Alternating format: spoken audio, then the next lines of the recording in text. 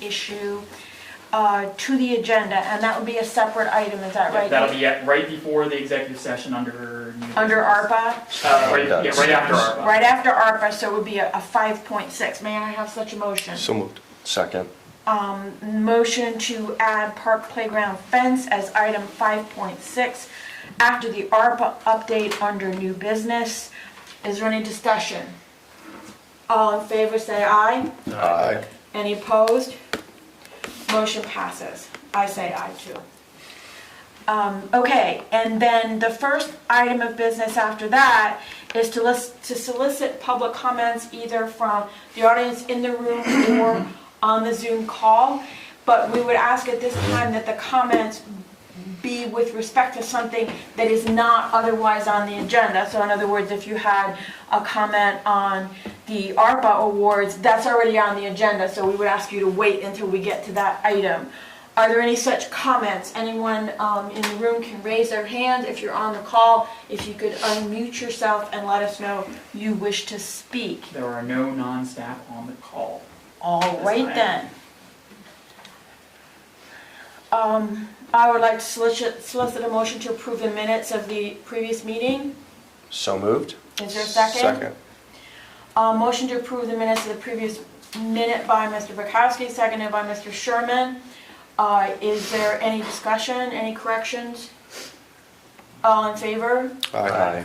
Any opposed? All right, and I vote no as well.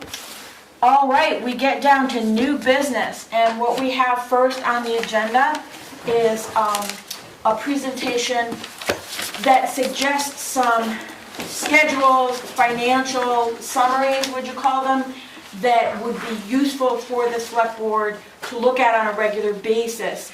This is really part of an ongoing discussion of the way that the town tracks and manages its finances. We've had some problems in the past.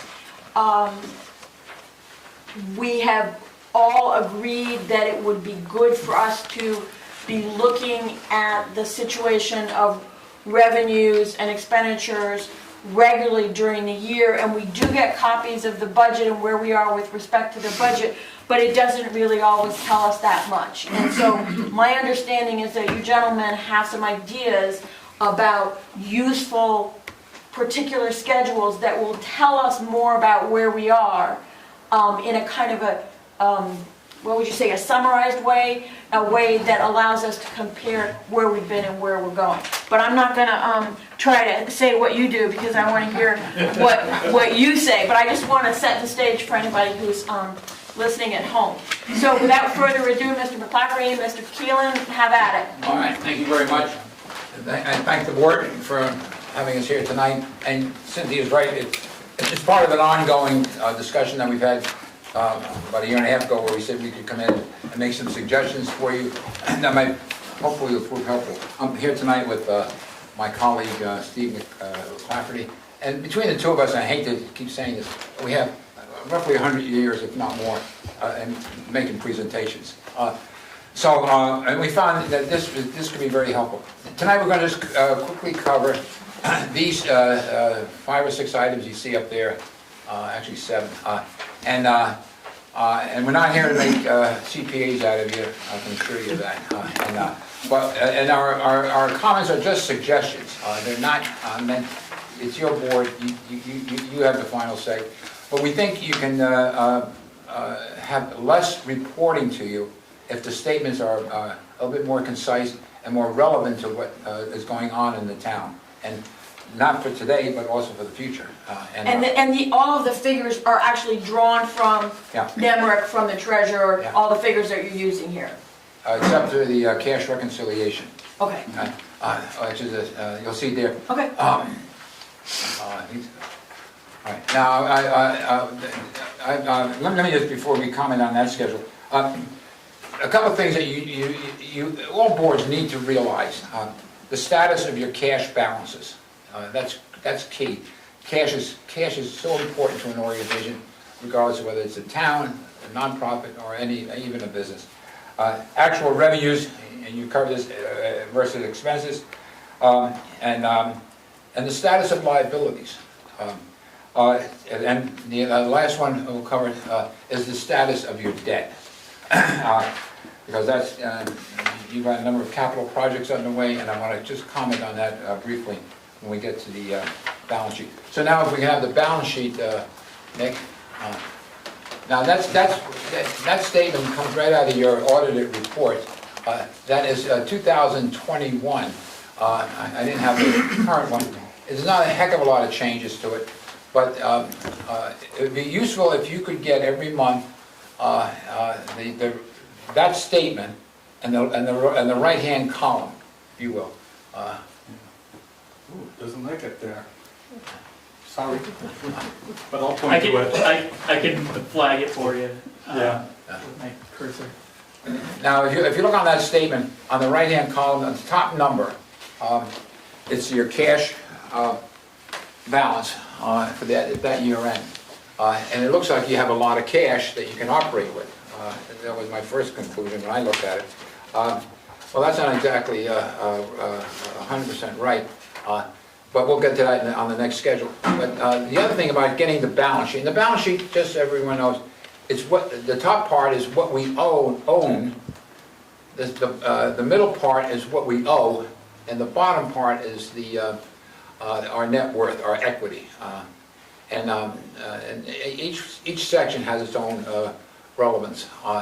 Now, and as a board member, if I got a balance sheet, I would like to see that cash balance, and just below it, you might see the receivables, and I would like to find out who owes us money, and how long has it been owed. And then if you go down a little bit more to the liabilities, you can see who do we owe money to, and how long has that been outstanding, and is it growing? You should always be concerned if it's growing, right? Now, that line, okay, where it has the long-term debt, that's a key number, and I'll tell you why that's key to you, and you want to really be aware of that. That's roughly over $3 million, and one of the things we do in business, and most organizations, we measure that number against the net worth. And if you just drop down, Nick, to the net worth, the bottom line, net assets, I guess you'd call it, right? There's a relationship there. There you go. So your net position is $2 million in that statement, $2,837,000. Everyone see that? Well, right above your long-term liabilities are $3,228,000. So in other words, your liabilities are greater than the net worth there, your net assets. And there's a ratio here, and the ratio is, when you divide the net worth into the liabilities, it's 1.13. In other words, $1.13 of liabilities, and you have $1 in equity, in net worth. That's the ratio, $1.13 of debt to every dollar of equity, right?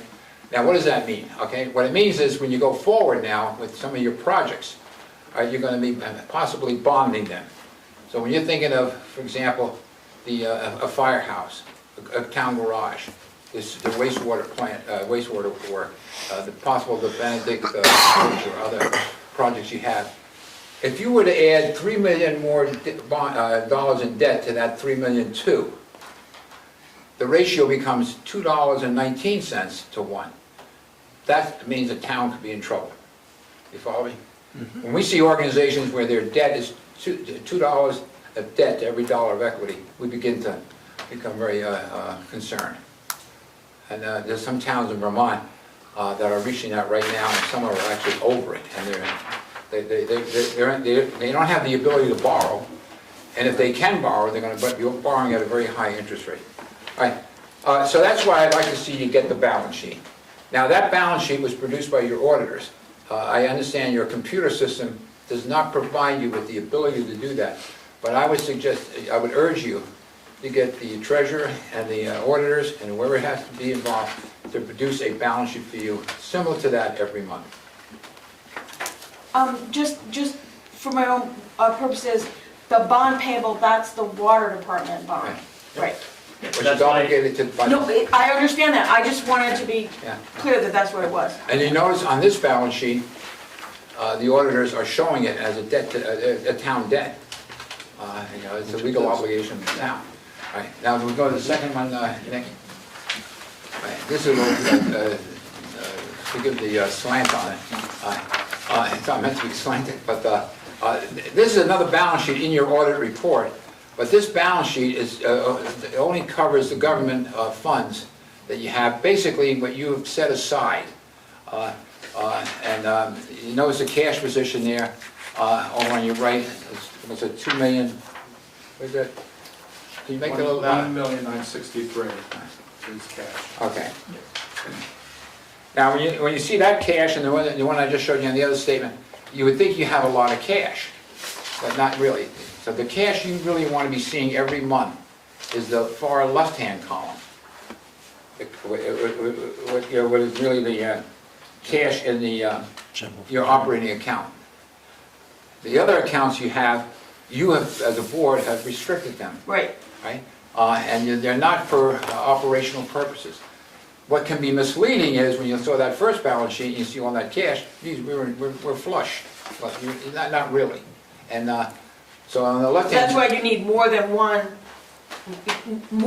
balance sheet, more than one summary to make it clear what's going on. That's right, because if you take that left-hand column and you look at the cash that you have, and you have 355,000 in cash, a good portion of that was due to other funds. You're borrowing it from other funds. In this case, you borrowed it from the ARPA fund. Right. And that's, you can do that, that's your call.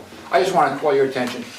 And now you have a lot of other, this is a sort of an aside, you have a lot of cash in those other accounts, in those other funds that you've created.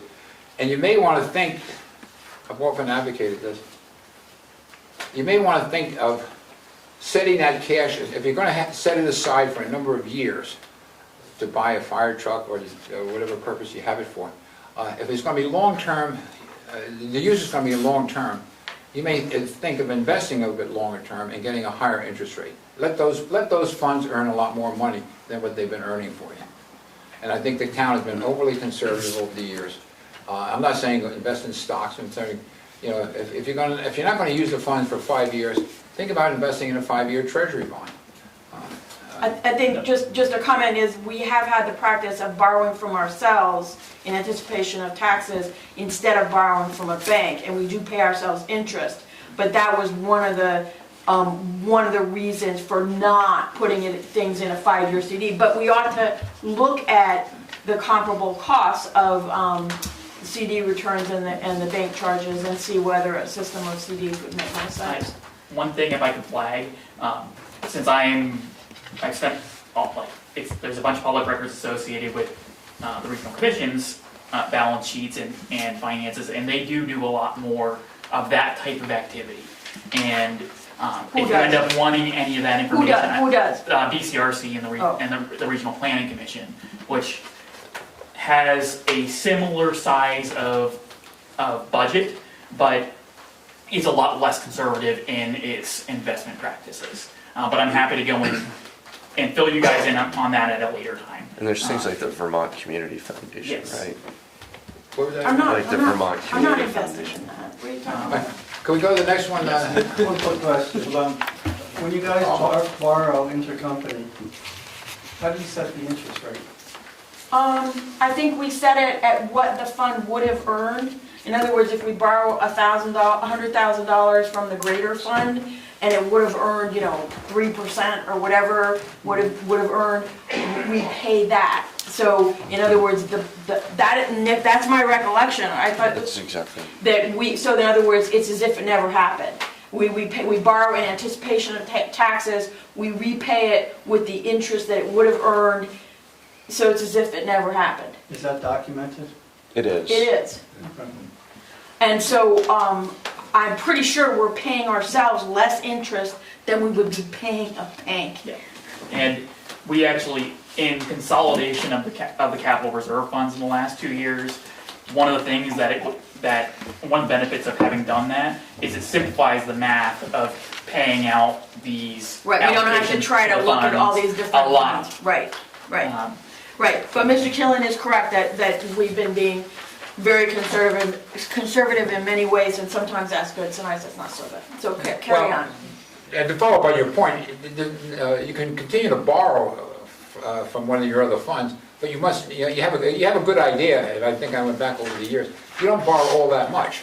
So don't allow that you want to continue to do that, prevent you from investing the other funds long term. But I'll leave that up to you, and to study that. But you get it on the balance sheet. The next, this schedule, there's a key schedule for you, obviously, and you're doing some of this now already, but this is a summary. Right? Again, it comes from the audit report. This is your income and expenses. Right? And particularly the right-hand column, it shows you, where you are and how well you're doing on your income and receipts, income and disbursements. And then what I have on the next schedule, on the right-hand side there, because the auditors don't use it, but you could have a schedule similar to this with the budget put in there. With the budget there on the far On right. the far right. Yeah. Now, here again, these are summary schedules that I think if you got every month, would be so helpful to you in knowing where we are. Now, if you want to know more about a specific item, you could ask the treasurer or whoever prepares this statement for you, give me the detail of an account of one of those line items. Right? Now, one thing in looking at this one and looking at the 2023 similar statement in the audit report, I noticed the following, which is, again, it goes back to analyzing the financial statements and having them tell you what's really going on.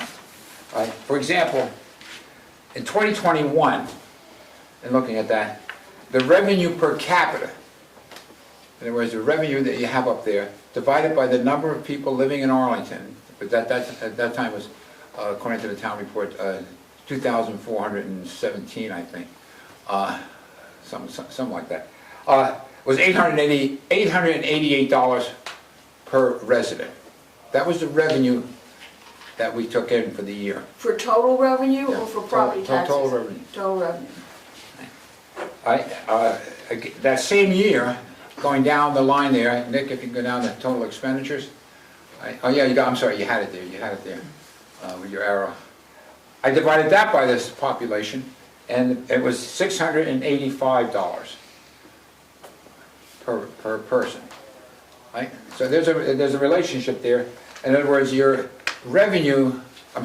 expenses were 88% of your revenue per capita. It's not a profound statistic, but it's an important statistic that you glean from the financial statement. In 2023, the revenue was $888, and the appropriations were $820. Does everyone follow me? Nope, you lost me on that one. It's not on there. No, it's not on there. Okay. He's looking at revenue per capita and expenditures per capita and looking at it across years. And I think we have to be careful about things with the pandemic and everything and chunks of revenue that we may have gotten. So I think things may have been distorted in some ways, but also, is that including like the sinking funds? Yeah, And the capital expenditures appropriations would be a big would be part of that. part of that, Timing okay. of fire truck purchases is a Okay. big. Whatever you piece spend. of it. Well, even if we didn't spend it. Is that number there, total expenditures, whatever the auditors say, where the expenditures of the town, that's what the number is. Okay, but does that include the money we put in the sinking funds? I don't know. Because that's really important. That's not an because- expense, that's a. No, it isn't, and yet it's something that we're saving on behalf of the citizens of Arlington. So you just need to be careful that per Well, you can see it capita. right there, Can you blow that schedule up a little bit more, Nick? Okay, look at here are the expenditures.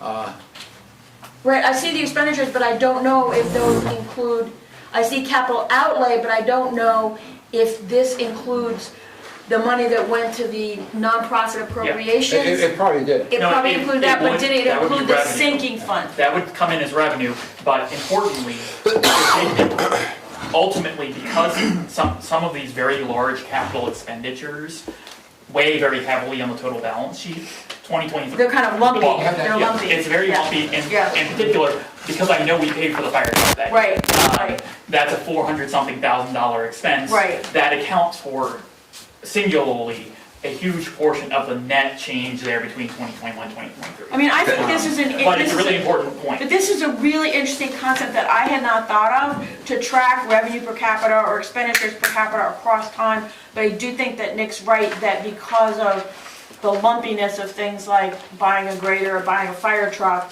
that figure is gonna swing. And that might- But it's a really good, Buying a fire truck for Yeah. $500,000 yeah, is not an expenditure of the town for this type of report, right? It's a capital expenditure and it doesn't come in under this.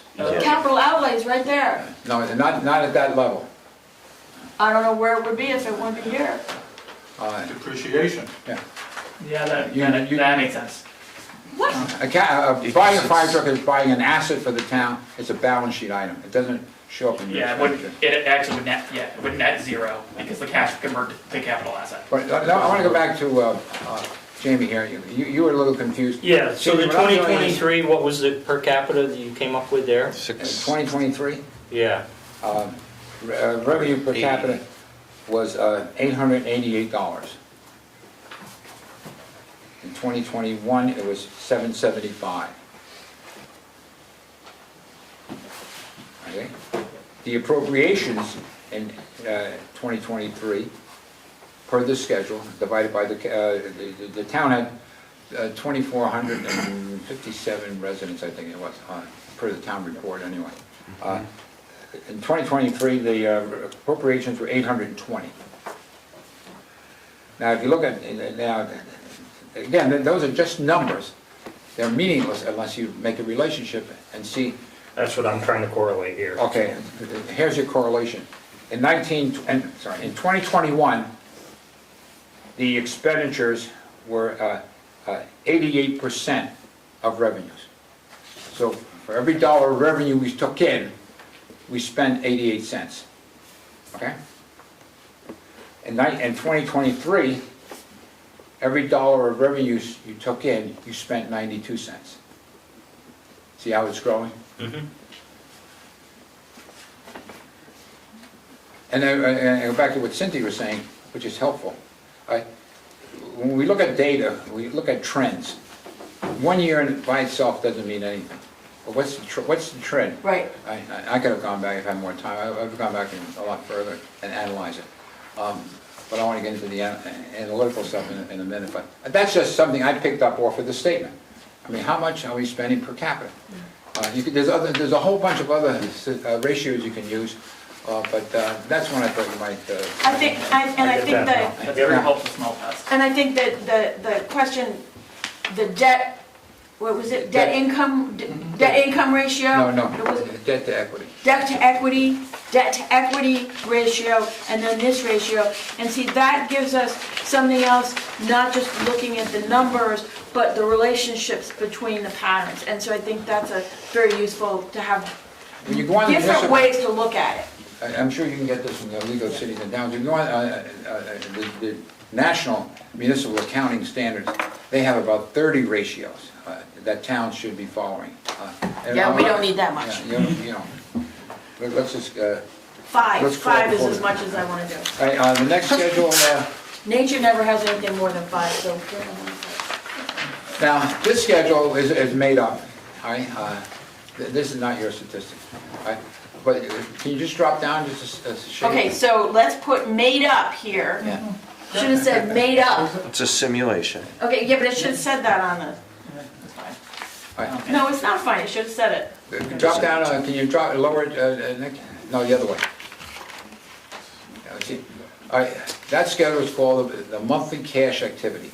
To me and others, this is a key schedule for you, right? That can be prepared, it doesn't take a lot of effort to prepare this.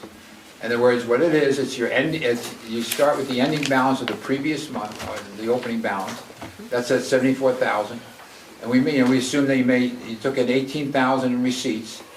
You paid out 34,000, and therefore your ending cash balance is 57,000.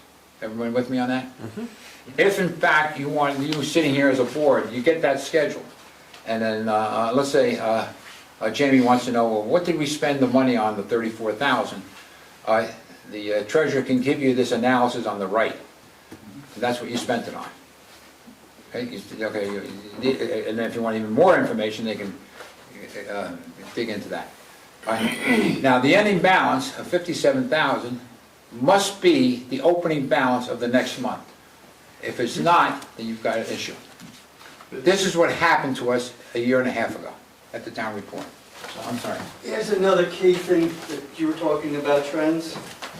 If you could graph electricity by month, you can see where your spikes and your valleys, and so this can give you a good estimate. When do I need my cash? Or when may I have to borrow? When am I going into a deficit? So you could track this all the way across on a monthly basis. And honestly, this is one of given that the accounting system can report, once the balances have been reconciled at the end of the previous month, this is the kind of report that should be relatively easy to produce out of our accounting system. Monthly expenses are one of the things that the NEMRIC system really excels at producing.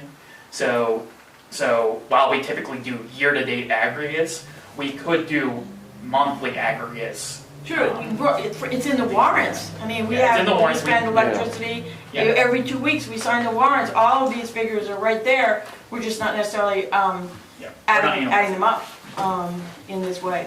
And it should be summarized, you should not be seeing Right, so a this- 20-page document. Like the summary of disbursements would be your GL accounts, right? Yeah, exactly. Yeah, Yeah. summary. Yeah, because we get this, and there's a tremendous amount of information in this, but you can't easily draw patterns out of it or understand what's going on. The way- So your summary would just be, Cynthia, your GL accounts at the top, like these main, like 11, or wherever the account number is, right? General revenue, and then that would, so like, you would have summary disbursements, like general revenue, or, Yep. yeah. General revenue, one number, not, because if there's any questions, then. Then you can dig into it. You'd have the detail behind it. But just to get a summary. So, This is you're really managing the town's finances. This is what you need to see initially. If you want to dig deeper, as Steve says, you can go get more information. Yeah, like office operation. And this is of your operating account. Now, you could also, if you want to be a little bit more detailed, get the same account analysis for every one of those other cash accounts you have where you have the money invested, like the truck fund, the fire department fund, and so forth, if you want more analysis. Any place where you have cash, all right, this is the kind of analysis you should be getting. Now, I understand from the treasurer when I met with her last week, she was saying she also sends you a whole bunch of data, totaling almost 90 pages in an email. Is that right? That goes to the auditor, not I typically to the didn't board get that. itself. That's what she said. I asked her I how would much- look at it if I got it. so- I'm going to hope you would not, I hope you would not. But, you know, what you need is just a few statements, and this is a key one, and that's what we want to do. And see, one of everything that you're talking about is useful in any particular context, but particularly given the problem we had those couple of years where we mismanaged, we did not have the right property tax rate one year, and so we were behind the next year. The key thing to me is if looking at this monthly cash receipts versus disbursements would have meant that we caught that sooner. That is big, and of course, we're probably not gonna make that same mistake again, but there are other mistakes we could do.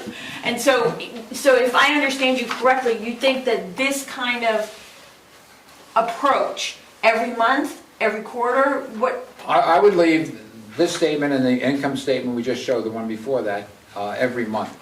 The balance sheet you could have every 2 months or every Okay. quarter, right? But this is a key statement, and you're right, Cynthia. Had you had this statement Yeah. in January of 2022, I think it was. the cash balance would have been going down. You would have seen, you would have seen a cash balance of 57, I'm using that statement. Okay, this is what we got. Why is the town report so different? Because what was in the town report was wild. It didn't tie into the opening, to the balances. You would have picked it up yourselves, right? But again, you can't be blizzard with a lot of data. You gotta have schedules that are really succinct and clear to you, and then you understand. And this is, Steve and I think other people will feel, this is the key item. The next one now, again, this is a sample. I was smart, I put sample. It does say Thank you, thank you. Right? One of the things, as board member, you should be cognizant of is our accounts payable. And this is the unpaid bills. Our unpaid bills, bills we haven't paid? These are fake bills. This is fictitious, sample. I'm not aware that we have such. Do we have? Well, you can have unpaid bills accounts? coming in. I mean, I've seen this so often in nonprofits that are hurting for cash. They have bills coming in, and they just let them stay there. We don't do that. I don't believe we do Hopefully you that. don't do it. Our auditor flags any of these, but one thing that we will be making sure that you guys get is when those reports come to us from the outside auditor, that they get to you.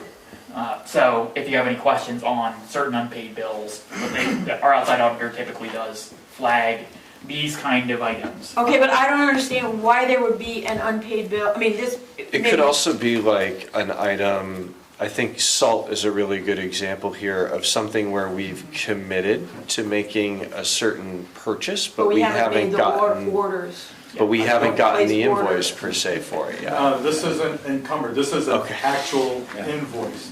Actual Okay, so invoice. I- You know what I- I'm talking about, So, where we yeah, have. so actually, the one encumbered- example of this is arises when we have 3-week gaps between our meetings sometimes. Yeah. That can make it so a bill will sit on for an extra monthly cycle on our books, waiting for that extra week to come in, depending on the timing of the Mondays within the month. And our most frequent experience, and that looks like this, comes from that.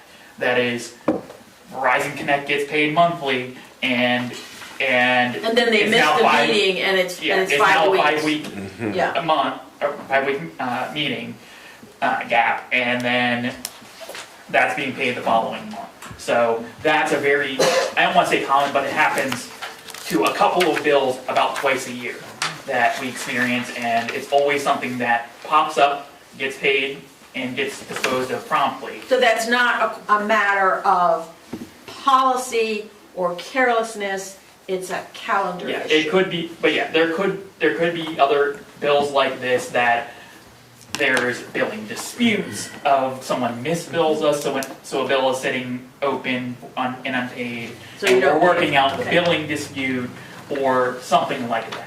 Okay. That is not particularly uncommon as well.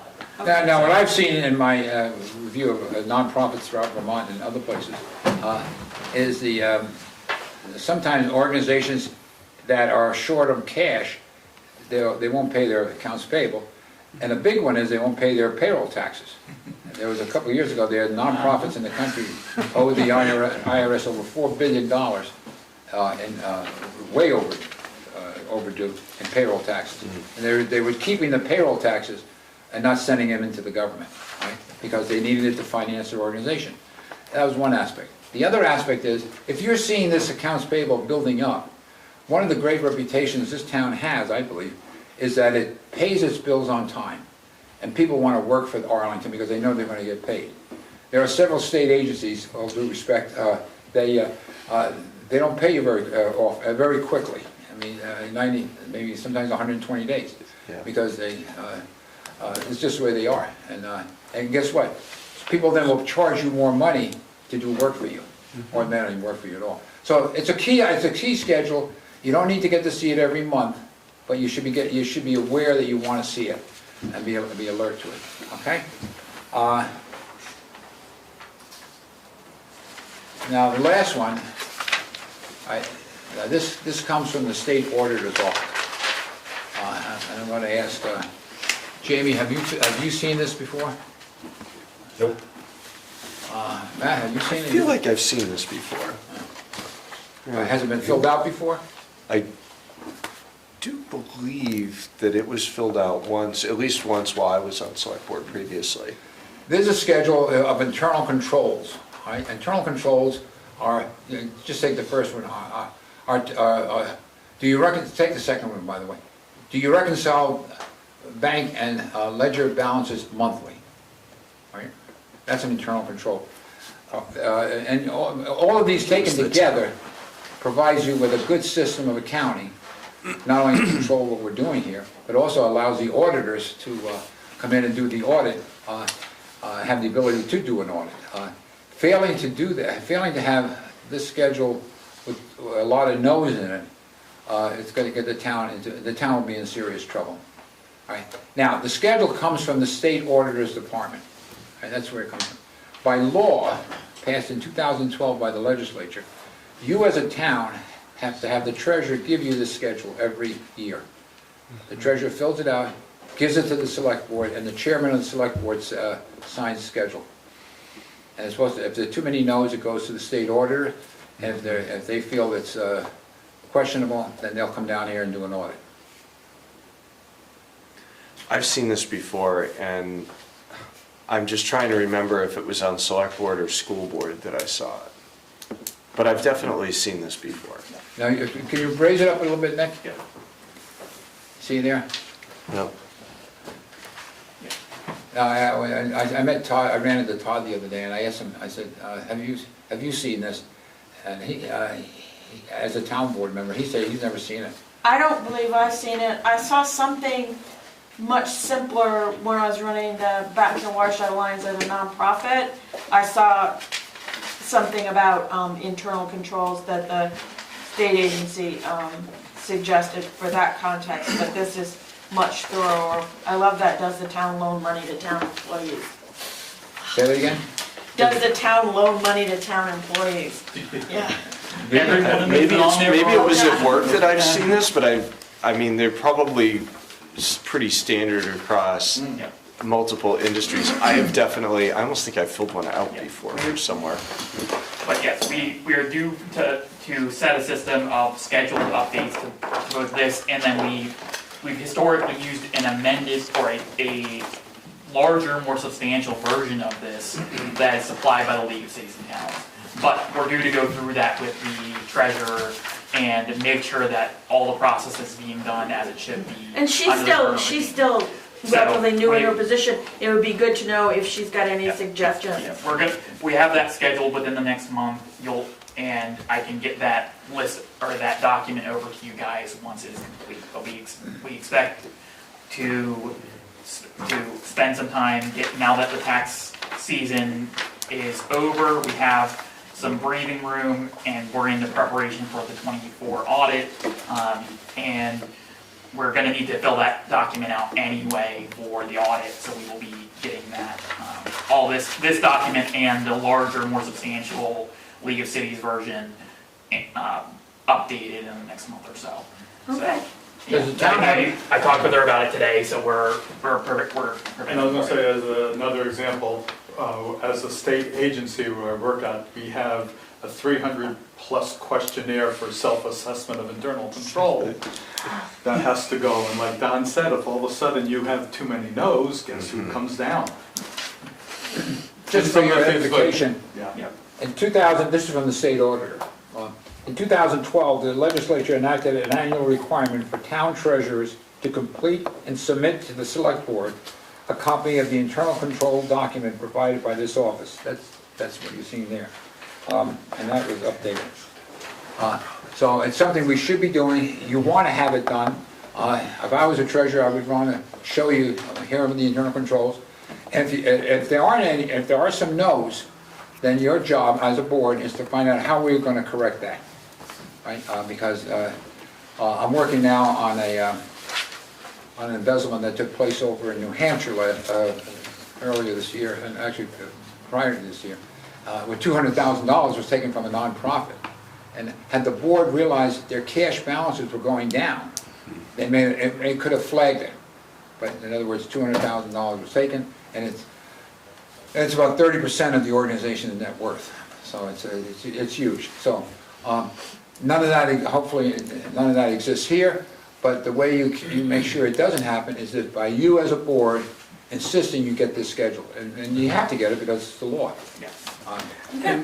And just as another one that should be important, this is, on there says that does the town have written policies and procedures for financial operations? One of my staff members came in this morning and said she's going out for knee surgery in January and will be out for 4 weeks. So we're a small, there's only 5 of us.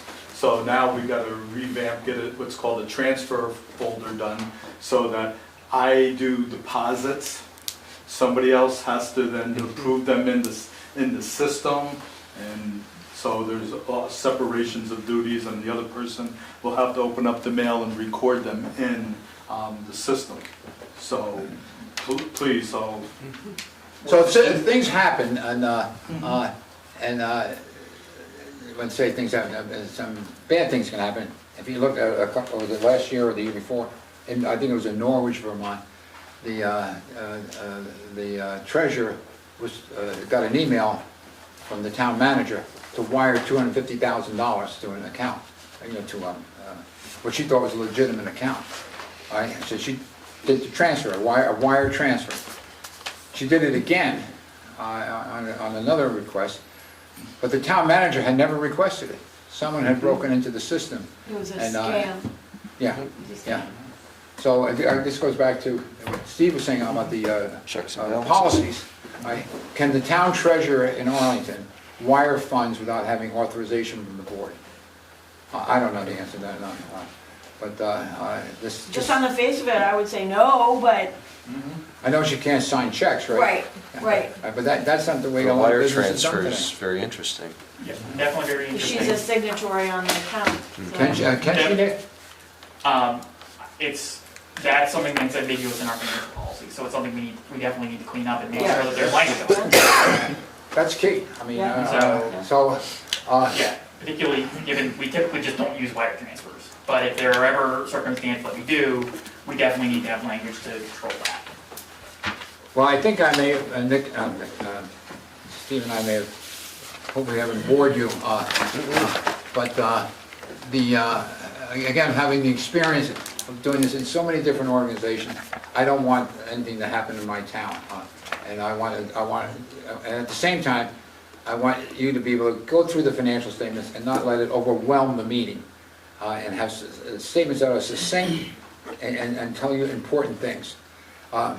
As we develop this and as this evolves, one of the things I'll be looking forward, and as a board you should be looking forward to, is have a commentary on the front of the statements by the treasurer. This is what's important this month.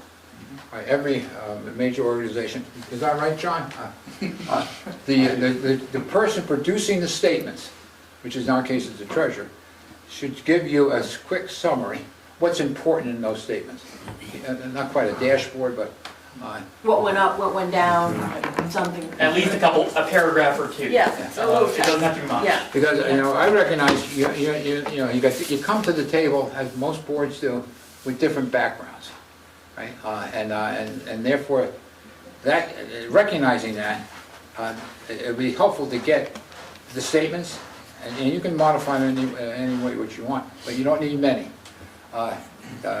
Steve runs the Veterans Home, he's a charge of finance down there. He gives a 20-member board 9 statements. 3 of them are graphs. So, and that's a $30 million operation. And so you don't need a lot, but what you do need is something that you can really helps you manage the organization. Look at, read easily. And also, as we use them, we become more familiar with them over time Become and fun- what to compare over time. I think that the patterns over time are the key thing, and then sometimes you could have a little bar chart showing you how something is happening. So it isn't just a snapshot, it's a, history. I'll leave you with one thing. the poet side of me. We all know Robert Frost lived down the street. Robert Frost had a difficult time with his finances. I don't know if you're aware of that. And he wrote a poem called The Hardship of Accounting. And he said, never ask of money spent or where the spender thinks it went. Where was it ever meant to remember or invent what you did with every cent? That was Robert Frost. So you don't need to worry about every cent. It's almost rap. But do, huh? It's almost rap music, the way he rhymed those things. That is amazing. So thank you very much. Thank you. Thank you, Don. Thank you, guys. Thank you. Thanks, Steve. Thanks, Don. Thank you so And much. I think, along with Don and John, anything, we can do to help you. I know some of this can, like all my financial statements, even before my old computer system, I had to download into Excel, parse it out, which is cutting it out, and it took me about 2 days to create a financial statement. So now, it's easy to do in Excel.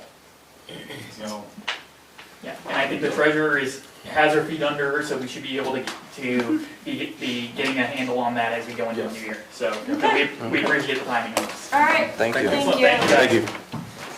All Okay. right then, Benedict Crossing Study presentation. And I believe we have Andrew and Jessica, is it? Yes. Jessica, I'm not sure we've met you. I'm Cynthia Browning. This is Matt Bukowski, Glenn Sherman, Jamie Pauston. Welcome to Arlington. Thank you very much. I'm Jess Rizzio. I work for MSK Engineers, and... And Rodriguez, also work for MSK Engineers. Do you want me to start? Sure, go ahead. Okay. So I know you guys are familiar, obviously, that the Benedict Crossing Bridge, just down the street from here, had a little damage in Irene. So the background on this bridge is it's a historic bridge structure. It has been inspected over the years, and during Irene, they believe that a tree may have hit the bridge. Nope. I don't think it was a tree. No, it was a camper. Oh, it's a camper. And one thing that I object to in here is that your text makes it sound like we didn't repair the damage. We did. We repaired the damage after Irene. And your text makes it sound like we didn't repair it, and then in 2020 it was closed. We did a project repairing the damage that was done to the bridge. So I don't understand. So I think kind of what the structural engineer has kind of investigated, that some of the superficial damage was probably repaired. Okay, but there was more damage that wasn't found. Okay, that's fine, but I just was reading this and I'm like, it sounds like we didn't try to fix it. We certainly tried to fix it. You tried to fix it. But there was stuff that we didn't see. Yeah, Okay, that's fine. It rattled the bones, I would say, of the bridge. But you see, the things that's so fascinating is that right before they closed it, they inspected it and closed it, Yeah, I was walking on it, I was like, man, it's dropped. yeah, so that's... But that was not until 2020. So Correct. whatever was going on, it was not right after Irene. It was Yes. years later. Internal bleeding. Yeah. Yeah, no, that's fine. I just didn't like the fact that it made it seem like we hadn't done anything. But it makes sense that there could have been damage that we couldn't see, Yep, like a bone fracture or something.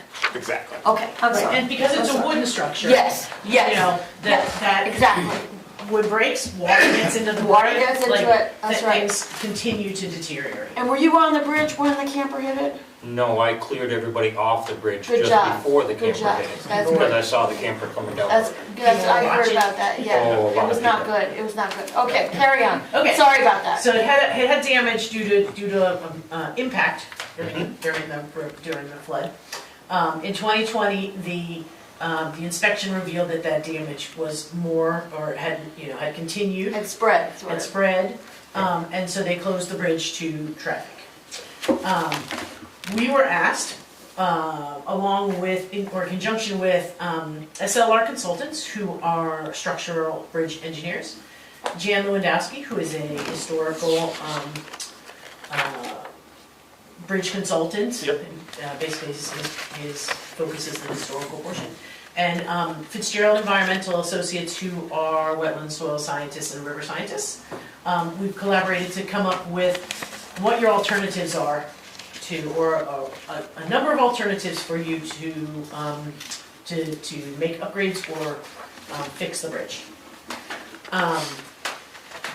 Obviously, here's our location, so you guys all know kind of where it is.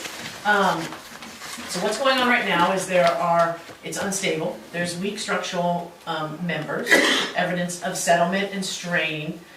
Some of the members that have the damage are rotting. And are we talking like the underneath part? Everywhere. Everywhere, okay. Yeah. But particularly in the area that was, Yeah. so the way the bridge structure is set up, there are members, cross members underneath. One of those that was the main point of impact is moved out of position. That movement has, created All kinds of damage stress. in Oh, yeah. in a number of other members. And where those members are, there's some settlement in some, there's some rotting in some. So if there's, this bridge, the effects are kind of around the bridge in different places. And importantly, once those kind of joints start to get out of alignment, it increases strain, stress in other places, and it kind of the. It's like when you hurt your knee, then your hip starts hurting. Exactly. Yeah. So it propagates throughout the bridge. There's a domino effect there. Yeah. Yep. And then some of the connections, obviously this is a historic bridge, so there are, some metal connections there, so they are fixed. There is some additional investigation needed that couldn't be done without more destructive testing, I guess you would say. Some of the alternatives that we're going to talk about involve reusing the abutments of the bridge.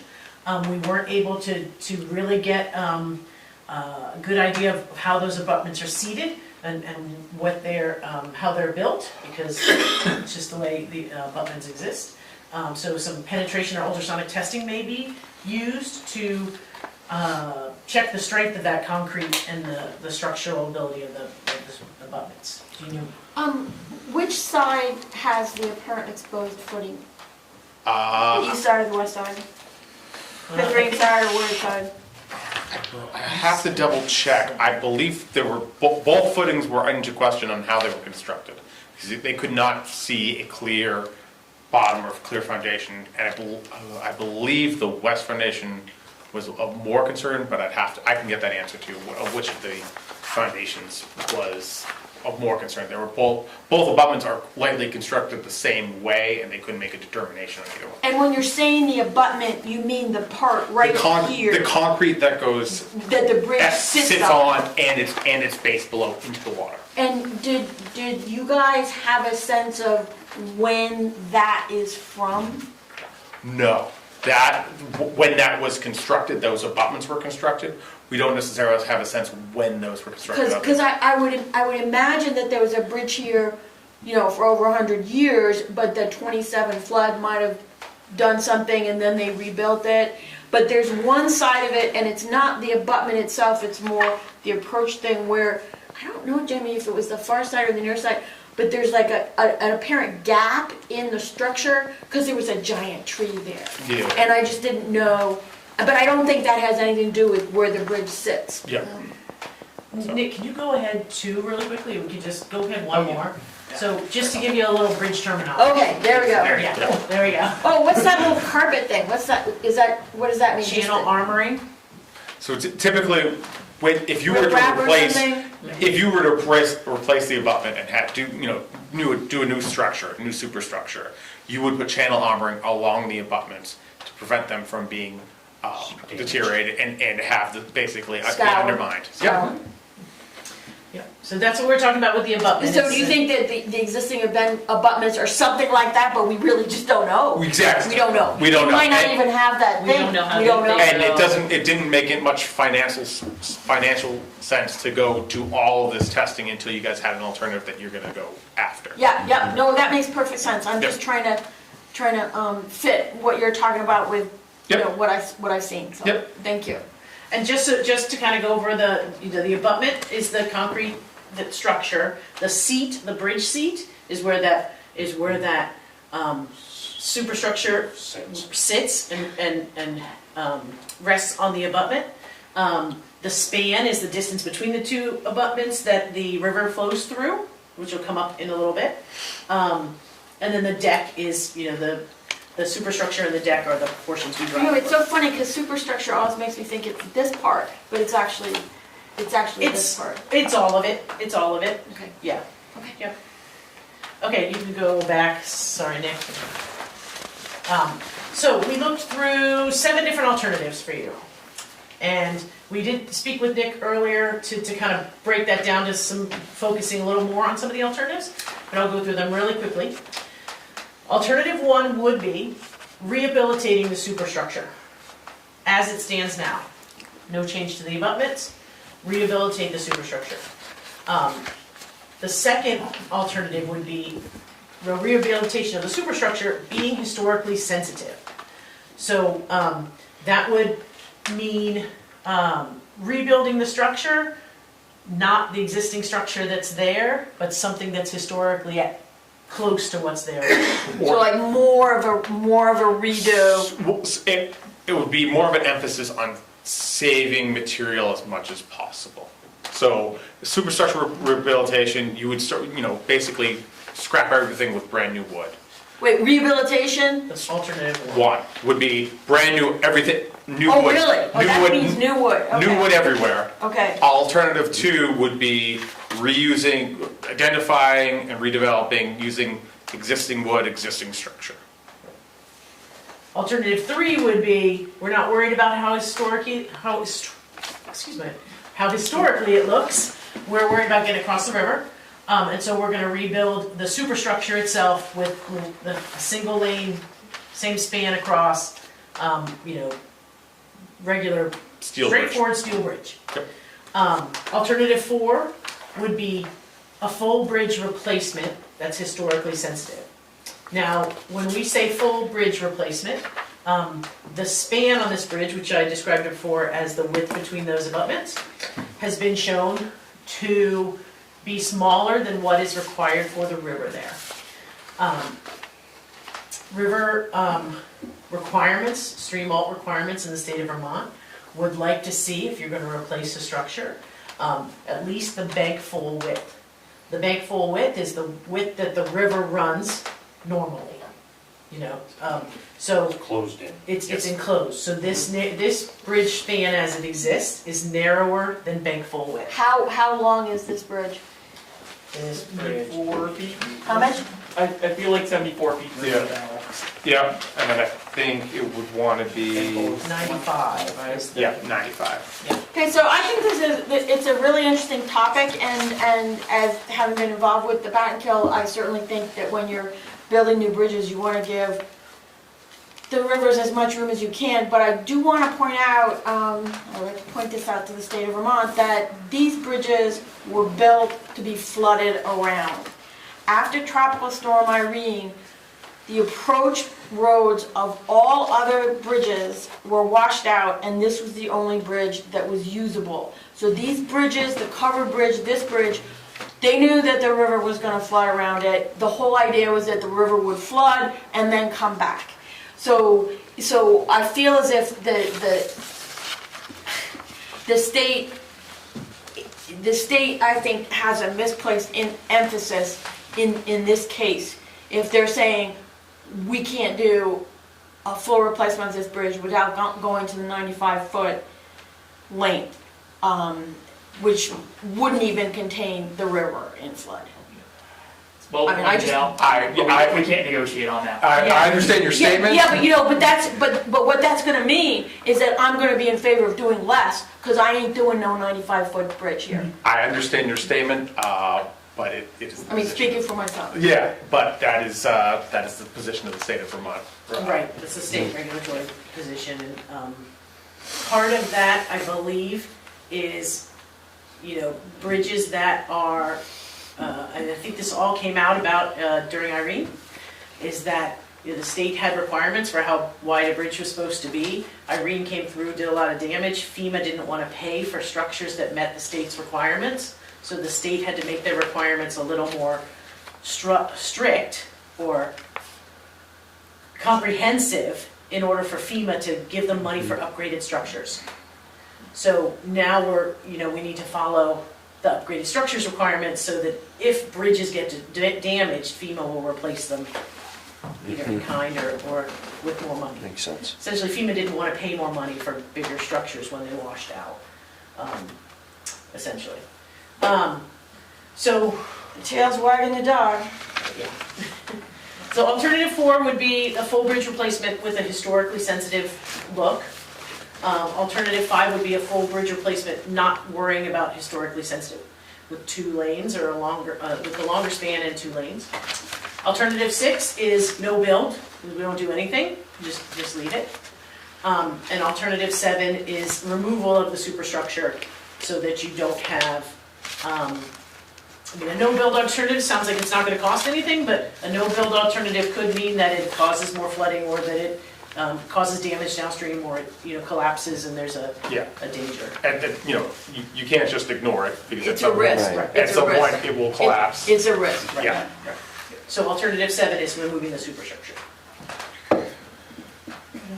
Did you guys consider, I know you were just focused on the bridge and these alternatives, and thank you very much. It's a very clear layout, although not fun to evaluate. Did you guys consider a question of what your recommendation would be, given the overall context of River Road and 313 and the multiple crossings? Was that part of your evaluation at all?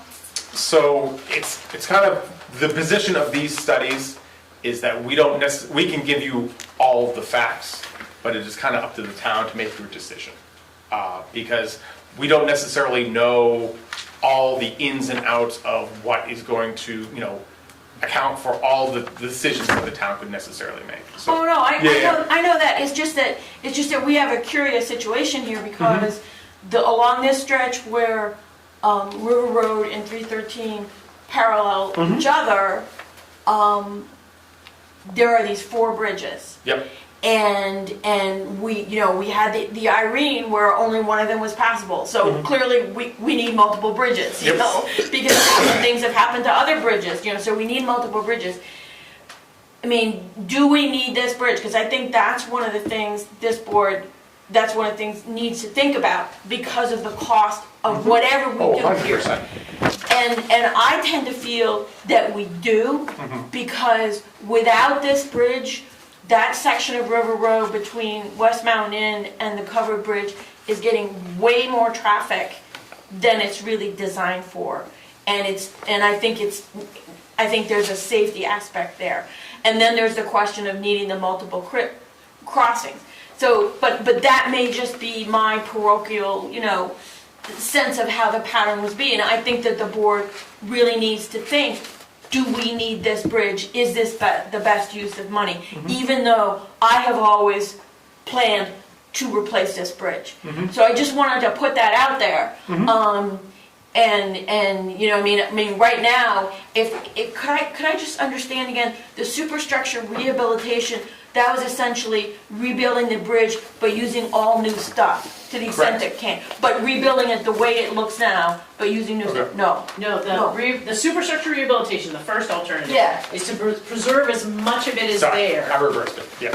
and to figure out which which Okay, members so need it's to the be replaced. replacement, it's the replacement that is using new stuff. No, the No. second one is replacement using new stuff. Right, so rehabilitation is taking the existing bridge and marrying in all new bits as to replace rotten stuff. Right. Whereas 2, the replacement is to try to reproduce the look of the existing thing, but to use new stuff. Correct. Yes. Sorry, exactly. yeah, I flipped that accidentally. Okay, so It's if in the we're slides. thinking about, I mean, one of the, because before we were looking at these costs, I was, steel and concrete. Let's just, I went from wanting to preserve the appearance to just let's get a bridge that's gonna last for 80 years. Let's not have a bridge we're gonna have to come back and forth with over and over again. But I'm concerned about the cost of that, and I'm concerned about the question of the abutments. Because if we have to repair the abutments, which I think might be likely. As we get into it, we might have to do something. If we're gonna use the existing abutments, then it would be easier to be building the same kind of bridge. I mean, it would make more sense. So, kind of a quick kind of jump around here. Yeah, So, and what Jan, the historical bridge expert, kind of spoke to us about is, alternative 1 and 2 were kind of his wheelhouse, talking about, because it dealt with the restoration of the wood, either a brand new structure, which is number 2, made out of wood, or replacing the individual pieces, which is alternative 1. In both scenarios, how that lumber is treated today Right. is not how lumber was No, I treated got that. before. I got So that. it is likely not to have the same lifespan as what it was previously. So that should be a big factor. what about Legos? Can we use Legos? So that should be a big factor in kind of this decision, is that basically the treatment of the timber, due to, knowing more about how, that timber was treated, does not last as long. So you're looking at, if this would be to replace with a wooden structure, looking to see the life cycle of this bridge being shorter than what had typically been done for this bridge.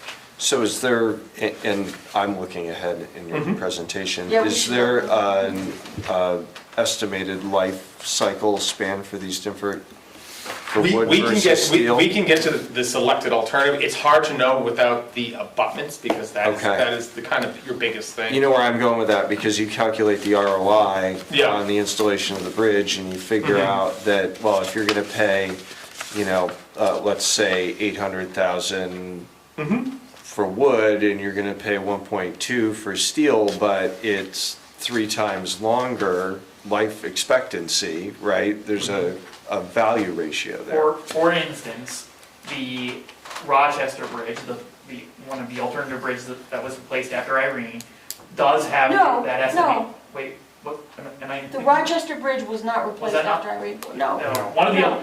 okay. None of them were We replaced didn't have after In any Irene. Replace case, any. one of the other 2 bridges on either end is of the type of design that does have that 100-year lifespan.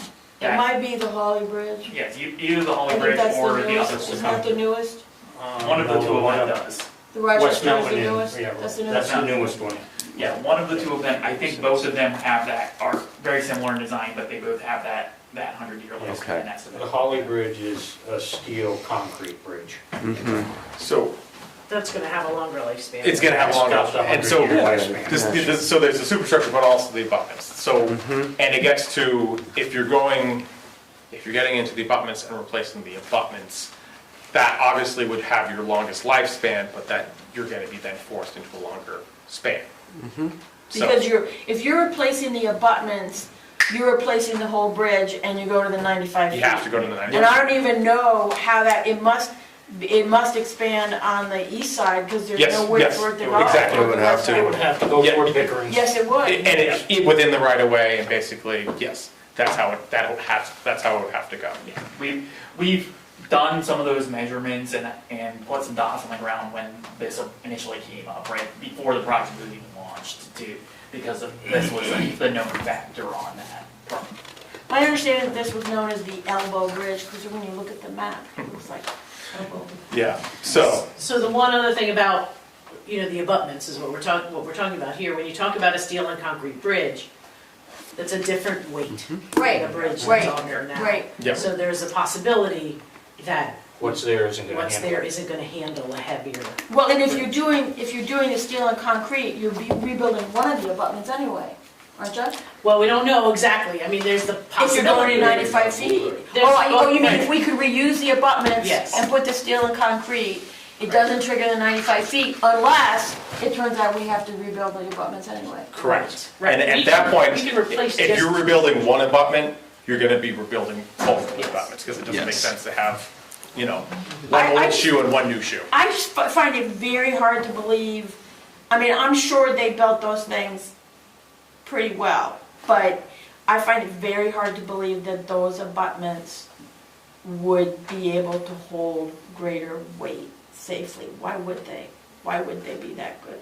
They overbuilt some things in the past, this is not a situation where I'm really, really confident that they definitely could have built. The other two bridges, both the Holly and the Rochester up here, both they were complete rebuilds. Yeah. The old bridge was taken out, new abutments, new superstructure, everything was completely redone. Yep. So, and the Holly Bridge was actually moved upstream. It had about 20 posts in the feet. middle. There was, It had a single, it had, and the reason had for an that island, is you know. because there was a it was dam so below long. it. Yep. There was a Right, dam below it, right, and they needed the right. structure in the middle. That's So right, it that's was right. never moving water right. until the dam was taken out in the at the Red 70s, Mill. In the 70s. And then Yeah. when water started flowing, it started to erode the The road, center. yep, yep. So, and part of this could be, you kind of select your alternative, but also if you start going a route and it becomes apparent that, say, getting ahead of stuff, say you pick, the steel superstructure bridge and you're gonna reuse the abutments, you're not going to expand. You get into a situation before you go into full design and get, and get everything there, you would do that additional investigation knowing that, okay, we're gonna demo this bridge, we don't necessarily care about saving these timbers or anything like that. We can get in there, demo the bridge, look at these abutments. At that point, you would then know, okay, these abutments are good, we can reuse them, or not, and then you know that you have to go with a larger bridge. So the condition of the abutments is what's on the bridge seat under there or the underwater part? What is it? It's under the bridge seat to under the water part and under the ground. The bridge seat itself can be rebuilt. So where the bridge sits on the abutment, typically, shaped like this. Yeah, This can be rebuilt. yeah. If you need, you can put a steel plate across it. You can lift it up and down a little bit to raise the actual bridge deck. Yeah. But if the abutment below it can't hold that's the portion we're worried about. The And that seat goes does below take some. the, Oh, the water line. That goes below into the the water earth. line. I mean, sometimes the water is really low and you see flat concrete going down and then there's all this rough stuff down there. That's what we're worried about. Yeah. So like it was what- just poured on like it top was and poured not on top really a of footing stones. put in Yeah, deep. yeah. That's what you worry about. I should have looked. I should Yeah. have, didn't know I was supposed to look. Get your shovel out, Pretty low Cynthia. right now, go ahead. Yeah. No, you Till can Thursday. see, you can see that. a field trip. But that's what it looks like. It looks like a bunch of rough truck. Yeah, so, okay, so kind of, getting it, so alternative 3, like we said, this would be foregoing a wooden superstructure. This would be a steel, steel and concrete superstructure using the existing abutments. So both of these 3 alternatives, first 3 alternatives, reuse the existing abutments, and the benefits of that are cheaper, but also it requires only local permitting, because it would not trigger any of the advanced permitting that the state would require. Once you start to move the abutments or alter the abutments, that is going to trigger a number of state and federal permits. And there is a little bit of flexibility, I think, with this one. I think what we showed was a concrete deck, but there's the possibility of a wooden deck. There's some things you can go back and forth if we need to save weight, but that's, this would just be a regular 1-lane bridge that you see in many different places. I'm of the mind, if you're putting it in, put in the strongest bridge we can put in. I know the traffic that's on that road, I've lived there 55 years. I've seen everything go across that Yep. bridge. Log trucks, fire trucks, fully Yeah. loaded log trucks. They're not That supposed to. that is the issue So- with some of these alternatives that remain on the older abutments, is that there may be Still a weight weight restrictions. restriction. that But need there to are be weight put on that restrictions bridge. now. There are. Right, there were weight restrictions before it was closed, I'm pretty sure. Yep. There were. Yeah, But but they weren't always followed, I can tell you. Yeah. No, that. I understand that. I Yeah. understand that. So, Okay, so yeah, so that's alternative 3. Alternative 4 is where we start into the moving the abutments back to 95 grade standard. and so the alternative 4 was a full bridge replacement, but it was historically sensitive to make it look like it does now. We did not, in conversations with Nick, we didn't really flesh out the cost of this, because to me, it would be additional cost for no real benefit to the town as far as function of the bridge. So then alternative 5 was, again, that was a new 92-foot span. So this wouldn't have the truss because that's just, It would look like the Green Mountain Bridge. It would be, It looked like Holly Bridge. Holly Bridge. thank you. Yeah. It's, standard Because the- Green Bridge. Yep, The Green Bridge has that Yes, truss. The Rochester Bridge has has steel. a truss. Right. Yeah. The You Holly gotta, Bridge you is the gotta lower keep end. track, we know our bridges, man, you gotta keep Got it. track, it's the like, Holly Bridge. So yes, that's what this would be, new structure, and it would, whatever weight class we basically so if want. it went to 2-lane, how would it get wider on the downstream side or the upstream side? I understand it would you get could- longer on the Pickering side, but how would it get wider, just both sides? Both sides, you could probably increase both sides, or it also could be brought to a single lane if you wanted to save some money. But that's, this is kind of the replace it and don't have to worry about it for 100 years option. I don't believe it'd have to get that much wider. That wooden bridge has got a fair amount of structure on both either sides. side of it. Yep. So, while the abutment would change, the abutment would be wider, the You actual. mean like this, the, Yeah. Yeah. There's a fair amount of width that is not in the Yeah. drawing. And you Right. can The see actual the across design sides. diagram, the length of these walls. Yeah. Yeah. I mean, I don't see a problem with it being 1-lane, there's 1-lane bridges everywhere, I mean, there's good lines Yeah, of sight so- on both sides, it's like. But at this point, you could make it 2-lane, it's, it would kind of serve, it might serve the town more. It's up to you, that is an option.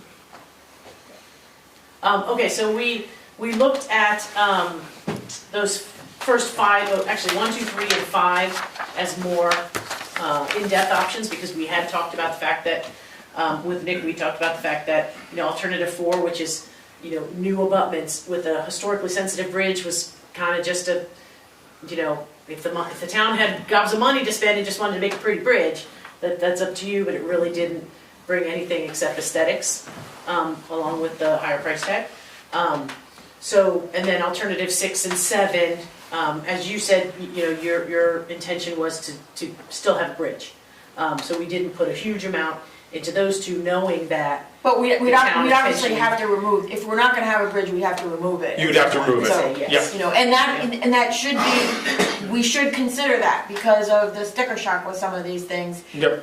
Even though that has not been what we've said before, we need to, that's a real alternative. It is a real alternative, it does have an associated price tag. Yep. It's not a free Yeah, option. we had to study the no-bill alternative as part of the grant requirements, that Alt 6 is in there to satisfy the state more than anything else. But Alt 7 was one that was, That's really that what mattered it a would be, lot. because. That's really what Yeah. responsible, well, that would be the response. Because as long as it's there, people will still be using it, even if it's just foot traffic. Yeah. 100%, and then it would get to a point where it's It's not not safe. safe for foot traffic, or Yeah. parts of it start to Right. fall in the river. And, Right, yeah. right.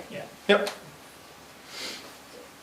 Okay, so as we said earlier when we were describing the alternatives 1 to 3 have similar permitting requirements. If we are using the same abutments, we don't trigger stream alt permits.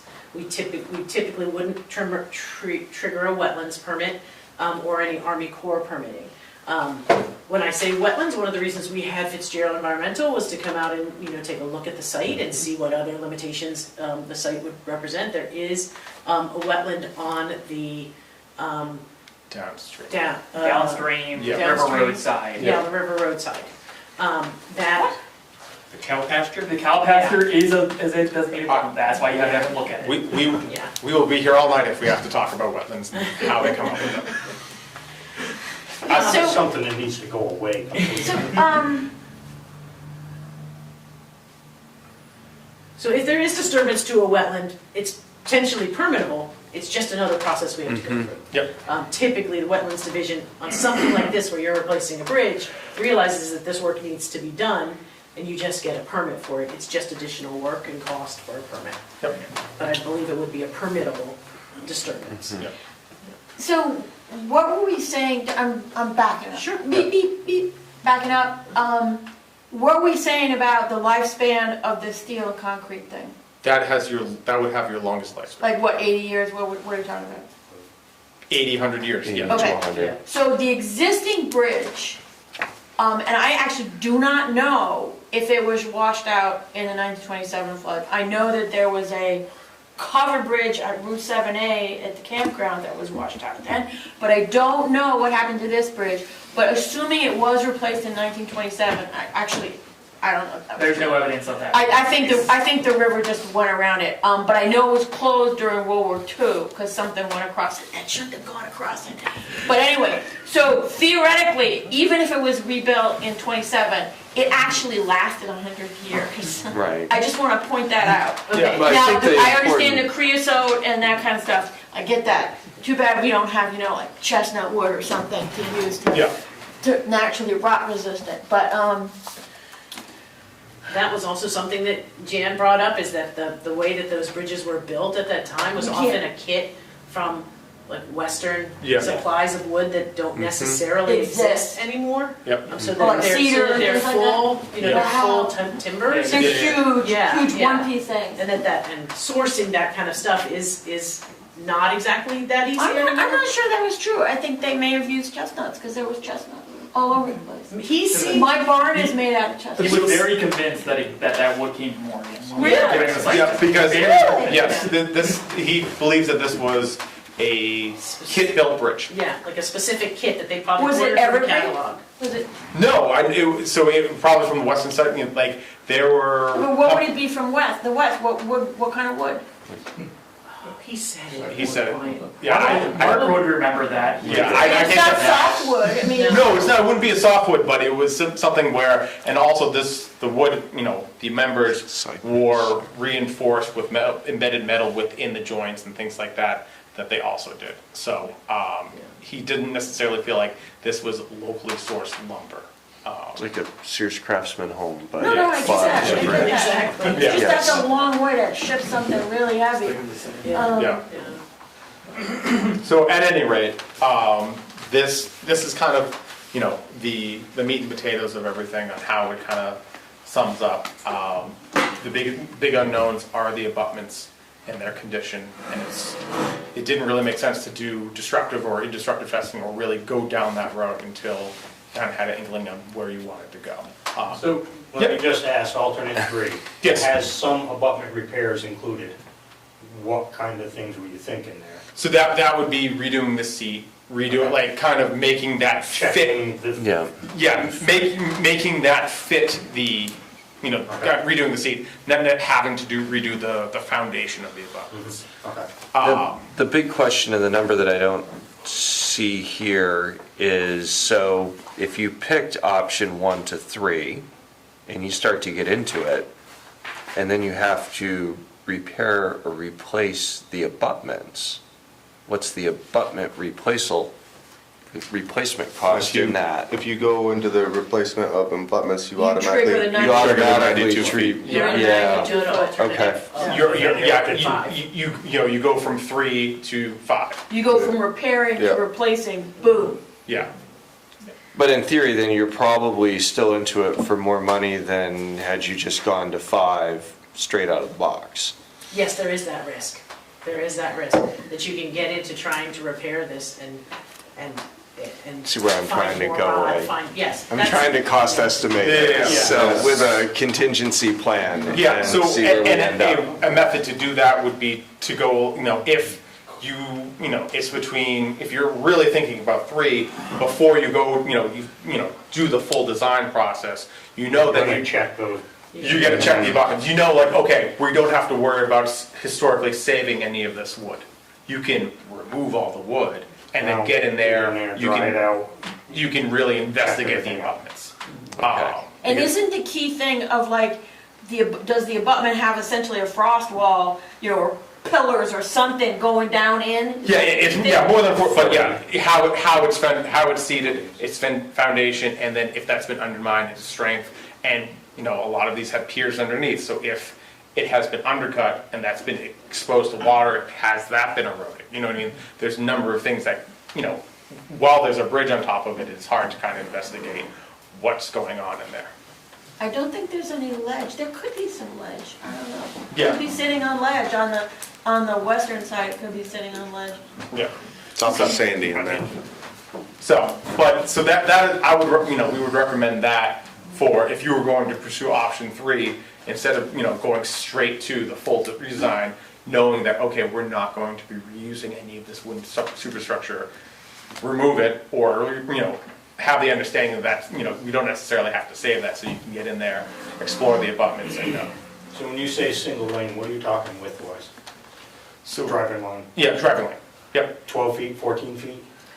I guess So that It's the same as what that's out there, pretty much. I saw 11, or I want to say I saw 14 too. But Yeah. It all depends on Style of bridge. style of bridge and also comfort level. 14.6 on an alternative 3. 14.6? 14.6. And also what your intended usage, you know what I mean? If we know that the fire department is gonna use this, or logging trucks, or, you know what I mean? That's kind of how you would kind of design the bridge to what the. But see, we got two it's bridges used. at either end, that's what they're supposed to use. I understand, but, Correct, but that also counts the road from one end to the other. yeah, That's true, that's true. yeah. And Well, you what have- they're supposed to use and what is actually used, if you make the bridge too narrow, then you have to make rescues. You're gonna wanna and- take a fire truck full of water and everything Yeah, across yeah, it. yeah. and- I mean, propane trucks, fuel oil Fuel oil. trucks, everything's, Mhm. in my opinion, is alternate three, but An alternate 3 could still be weight load restricted. correct. Depending on the abutment. Depending on the abutment. Depending on the abutment. And the weight. But of we're the gonna know that because you would be Correct. investigating that prior to any build. Yeah, Correct. yeah, but That's it's. That's my opinion. Yeah, but it's hard to get to the, without breaking the egg, which is Right. the existing structure. So my one question is, does that alt 3 number include, so that's just your structure number, so on top of that, we would need to build in the removal costs, so that extra 250K or so, presumably to throw the bridge as it exists with all of its hazardous materials to it and Yeah. fetch. Yes, yeah, that does not, So we're talking, if we're bonding for this, okay, 1.2 million, add another 300 to 400,000 in it for removal, add in whatever other contingency, so you're talking $2 million on it. For the study of the abutments. yeah, You're approaching 2 million all day long. We'd have to, I'm not. let me check on the removal with the 1.2. Yeah, you might have included that. Our estimator might have included that. Yeah, that'd be a really, really helpful factor. Yeah. Um, And also, the investigation of the abutments could be, you're gonna take off the deck, for example.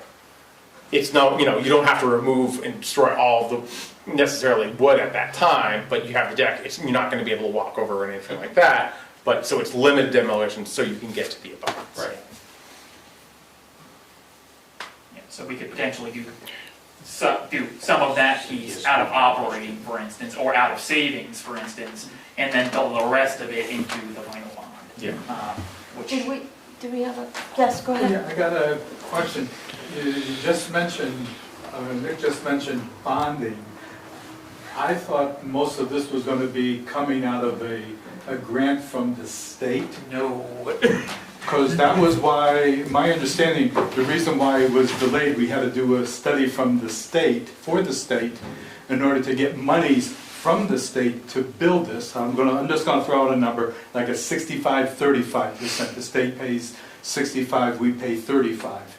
That was my understanding for the past 2-3 years of the law. I have never, ever I- presented a number that has the state paying for that much, Okay, because, wait. no, but, because there's an important factor here, that the state structures grants cap out at $200,000.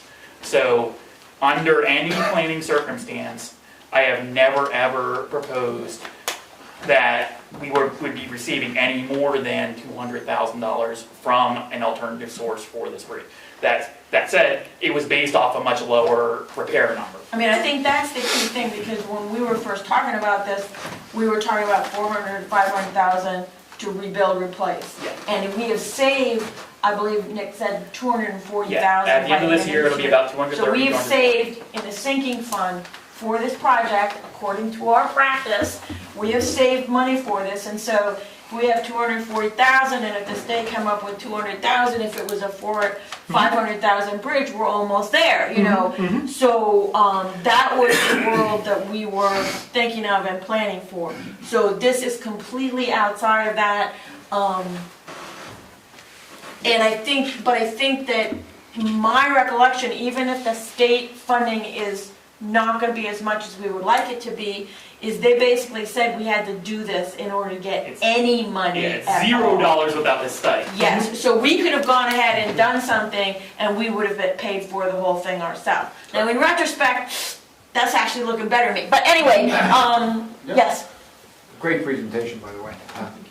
Here again, looking at the balance sheet that you're now all experts on, debt to equity. When you lay, I did it just now, if you layer on number 5, I think it was 2,000,006. Yeah. I'm taking the highest cost. Just using that 2,000,006, and these others can get to 2 million. 2,000,006 pushes you over 2 to 1. Oh, yeah, it doubles the debt. And meaning that you now have $2.06 of debt for every dollar of equity in the town. Now you're pushing a dangerous area that your bonding companies will be concerned about, your rating companies, and so forth. And okay, that's with this bridge. Now over here you got other capital improvements that you'd like to make in the town. You know, the firehouse, the possible. I don't know if you want a town garage and so forth. And notwithstanding the sewers, even though it's in a separate entity, the town is responsible for it. So, again, I think this is great, presentation. I don't like the numbers, but. Yeah, it's a scary, any decision on bonding for this would necessarily preclude and hamstring the town's opportunity to borrow for any other project for the next couple of decades. So I need the citizens to understand that there's not gonna be someone else's money coming in to bail these hopes and dreams out. That if we're making a commitment to a bridge here, then that is our generational commitment. And importantly can also preclude repairs for failures of some other bridge. If say, Right. If another important bridge at a key choke point in town suddenly fails, and we bonded $1.5 million to do this kind of work, then we're in a very dangerous financial position. So I think that what it shows is that when we make resource allocation decisions, which we are making all the time, but particularly when we do the budget, that one of the resources we're allocating is debt capacity. And when we chose to buy the water department, we allocated some of that debt capacity. And that debt is backed up by the revenue of the ratepayers, but it counts on the town's balance sheet. And so we need to think carefully about how we want to allocate that bonding capacity going forward. And I think we need to think about the firehouse or the town garage. And that's why, numbers 6 and 7 actually have to be live alternatives. Yeah, and so kind of, the MSK practice or our general practice, we don't want to ever give you a number and then have it become, oh, actually it was twice that much. You know what I mean? So is there a possibility that, 8 or 9 is a little bit less? Sure, but I'm not going to say that it is. What, 8 or 9, what are you talking about? For 1 and 2, you know what I mean? That is what we are hearing from the historical experts. So I know you guys got a quote at 4 when this was originally. Yeah, that was just without a any information. ballpark estimate of our experience. I thought you guys That were was comparing. not an estimate. That was just got 1 month our after the sense bridge of. closed. Got it, that okay. was like, yeah, I was like, no. 4, We're not, Yeah. we know what's happening to costs all the time, Okay. so, Cool. so we're not, I'm not questioning any of your numbers Sure. because what did we decide it went out in 2020? yeah. Yeah, so a lot of things happen in 4 years. Yes, yeah. So that's kind of where the lay of the land is for this. Yeah, happy to answer any kind of questions you have. But like I said, the key thing is the abutments, and that would be the trigger to additional permitting and also just. And I just wonder, as it says, from the perspective of the entire town, are there other pieces of infrastructure that have weaknesses? I can't think of any that are as old as this, except the covered bridge, and we already try to, keep that going. But, Yeah. But it would really affect our ability. I mean, if I live, if I was in another part of town, how would I feel about all of this going there? So for next step, obviously we gave you a lot of information. If you guys want to settle and kind of our next kind of output would be for you guys to select an alternative, and we take it a little bit further down to what we would recommend the town to do for those next steps. So say, So in other words, if we, that you're sort of like on hold until we come back to you and say, we want you to develop number 3 or number 5 a little bit further? yeah, in so your final we would take report? it, so say you said, oh, okay, we're gonna do alternative 3, you know what I mean? With like, okay, we would issue you guys a report, which is very similar to this presentation, but it takes the number 3 alternative a little bit further. A little bit further. So, okay, you're gonna do number 3, it's gonna be X, Y, and Z, you're gonna have these permits, the cost is, we A little try bit to. more practical kind of. A little bit more, we get see if we can narrow down the price a little bit more. It's hard to do with these because the person, how you would get these costs is to go through a contractor and kind of see what they're doing. And that's kind of hard to do, especially right now, because contractors are busy, they don't really want to give you the time of day. That's part of the, so that would be what we would be doing next, is taking, once you guys select an alternative, to kind of truth it out a little bit more, so you guys would know what your next steps would be. So. Guys, you want to take it downstairs?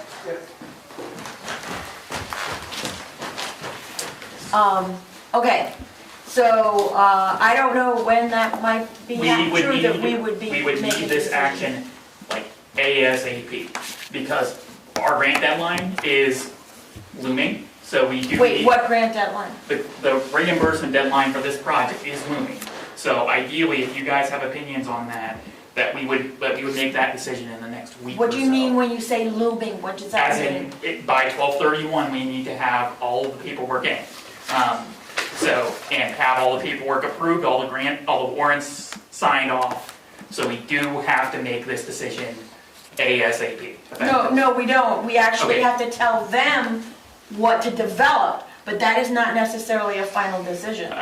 Understood, but if we want to get the 80% back on this project from our grant agreement, we do need to make this decision promptly so they can complete their work, they can complete their billing, and we can then approve our warrants and approve the sign off on the grant to the state. So you're telling me that by December 31st, we have to decide whether we're gonna bond for $2 million? No. Okay, then what, you be more specific about what you're saying.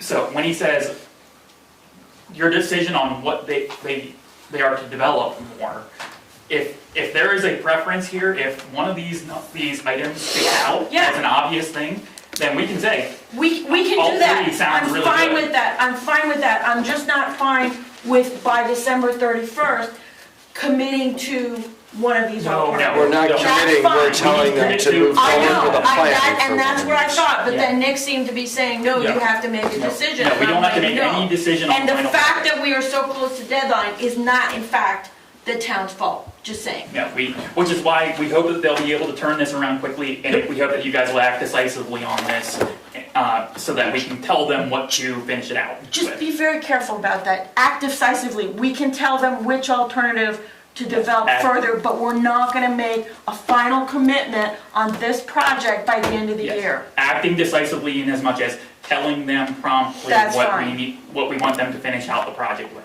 That's fine. I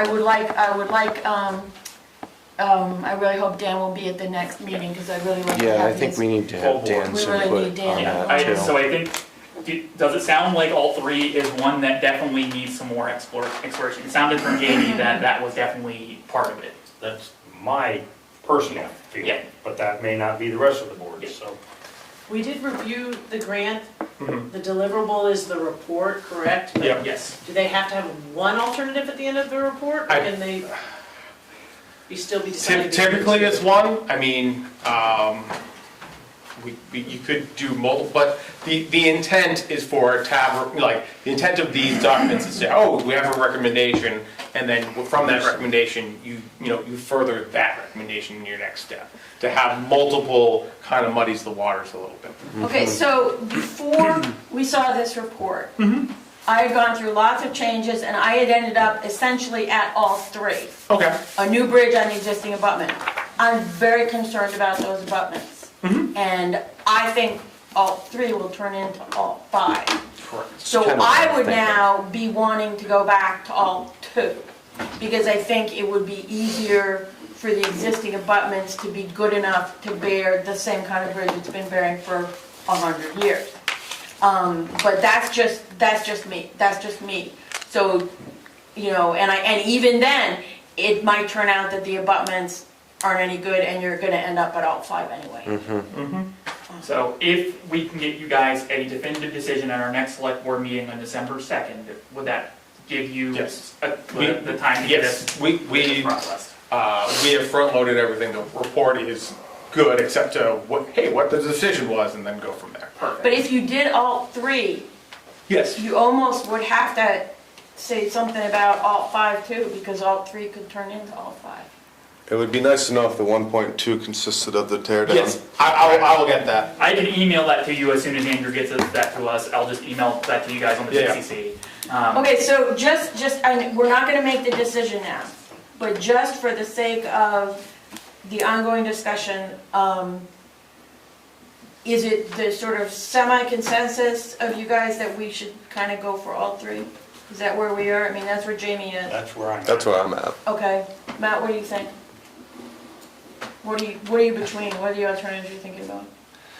I mean, I'm not gonna hold you to anything. no, I mean, Right. it's three, the problem, the challenge I have is the unknown, and does three turn into five? I have a feeling your abutments are gonna be bad regardless. I have that fun, and then it's gonna really, be- any it's all of them gonna turn into five. It's all gonna turn into five. Yeah, but then, That's where I'm at. but then are we really gonna do five? Yeah, or Is do you that- do five you or do seven? nothing? It's Seven. Or do you do seven, right? Yeah, Yeah. and we have to keep that as a real That's gotta be a alternative. real alternative. But I mean, I would in order lean to move- towards three. If we were told the abutments were like perfect right today, three would be really good. That would be a That'd be no-brainer. fine. Yeah, No okay. brainer. Yep. Yeah, exactly, and that's something we just. They're not gonna be, but if they were, be. They three would be they good. could be. I mean, I'm not trying to, Yeah. If it was during the, if they did this during the Depression, they probably did it really well, because labor was really cheap during the Depression. They did it really well. And so, yeah, I think the recommendation would be, if you do three, do the additional testing, get how much, these abutments are, like, get a scope of, okay, how. And then you're gonna have another decision point. You would have another decision. You have a okay. decision tree. If not three, you're doing five, or you're doing seven. Yeah, right. yeah. All right, I think that, we need to discuss this, think about it and discuss this, at our next With a meeting. full And board, Dan Harvey, right, we need to full bring board. him Yeah. up No, to 100%. speed, but at least that gives you a sense of, where we're. Kinda where we're all at. I also want to say that I don't believe that the grant that you're getting now puts you under any commitment. So in other words, if you Well, that was put in what I a was trying to report- clarify. Yeah. If you put in a report that says you're choosing three, And then you don't. in the spring you decide, you know what, let's Yeah. go for two Yeah. and do that, like, the grant does not commit you to anything. The grant is just, that grant is just for the study to give you Yeah. all the information to Yeah. make those decisions. Yeah. Yep. Okay, so I think that we should be able to, make a decision at our next board meeting. Yep. And give you the guidance for whatever extra work you Yeah. are, but you already have, that we're leaning. You're leaning three. We're leaning. Three, which is kind of what we expected, you know what Yeah. I mean? Yeah. Because it makes sense. And not only that, but it's not that much more than two, you know what I mean? Right, well, that's, yeah, Exactly. and there's a longer lifespan. Yes. Right, that's true. So you will hear from us on December Yep. 3rd, and we'll go from there. Awesome. Awesome. Thank you guys so much. Did anybody, before we let them go, did anybody in the audience have any more questions for them?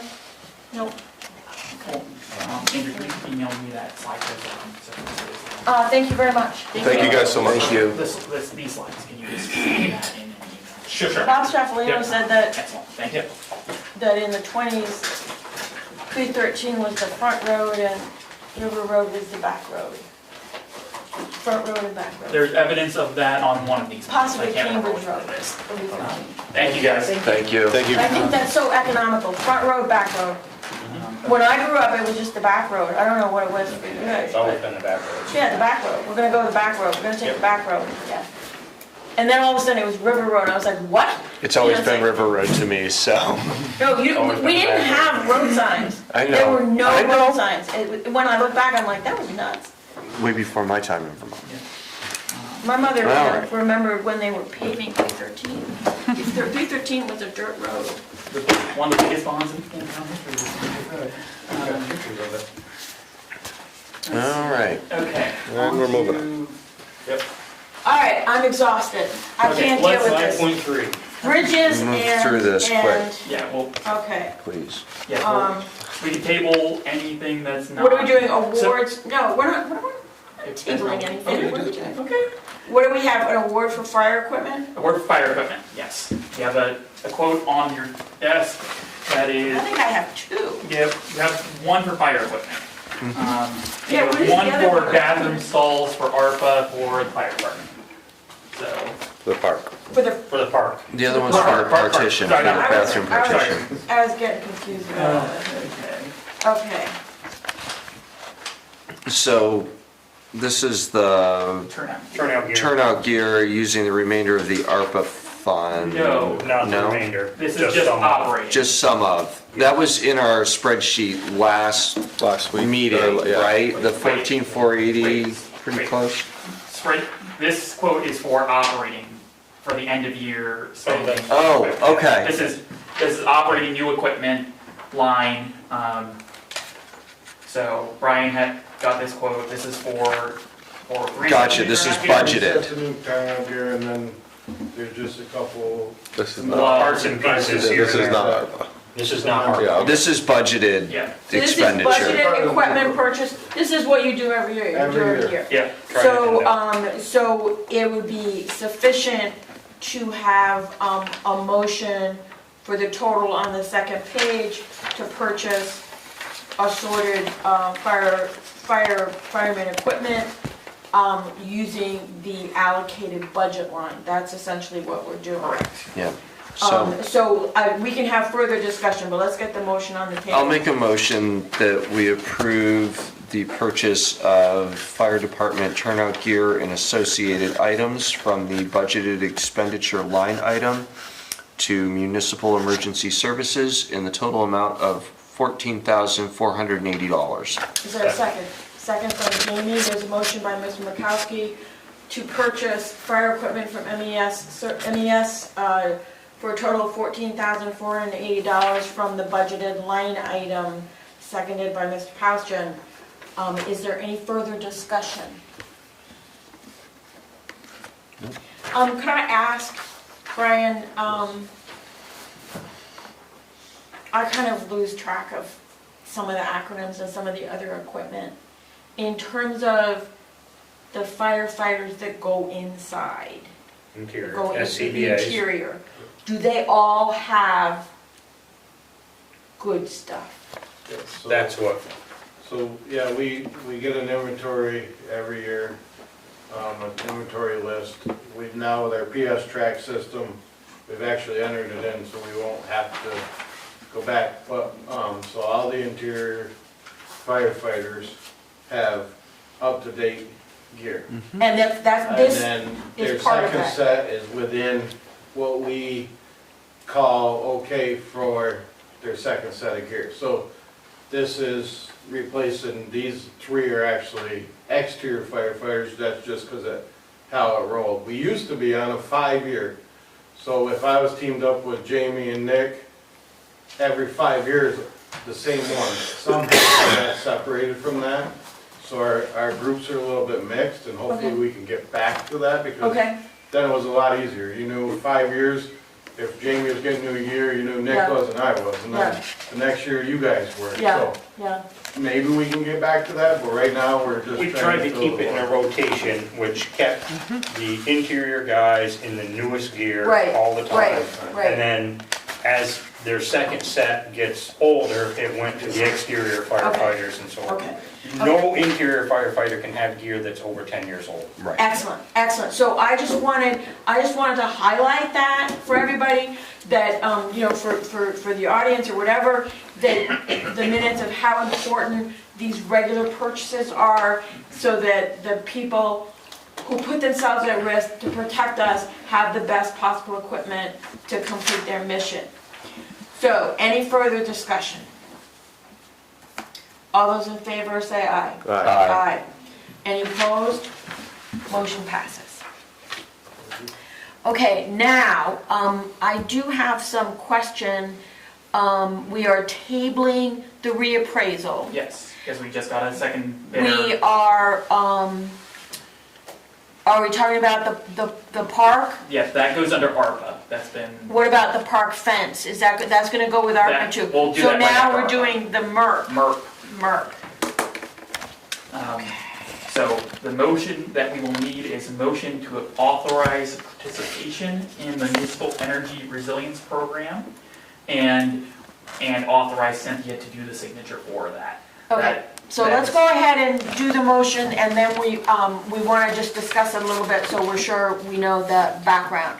So I need a motion to authorize the town's participation in the Municipal Energy Resilience Planning Program, and to authorize myself as vice chair to sign. Do I have such a motion? So moved. Is there a second? Second.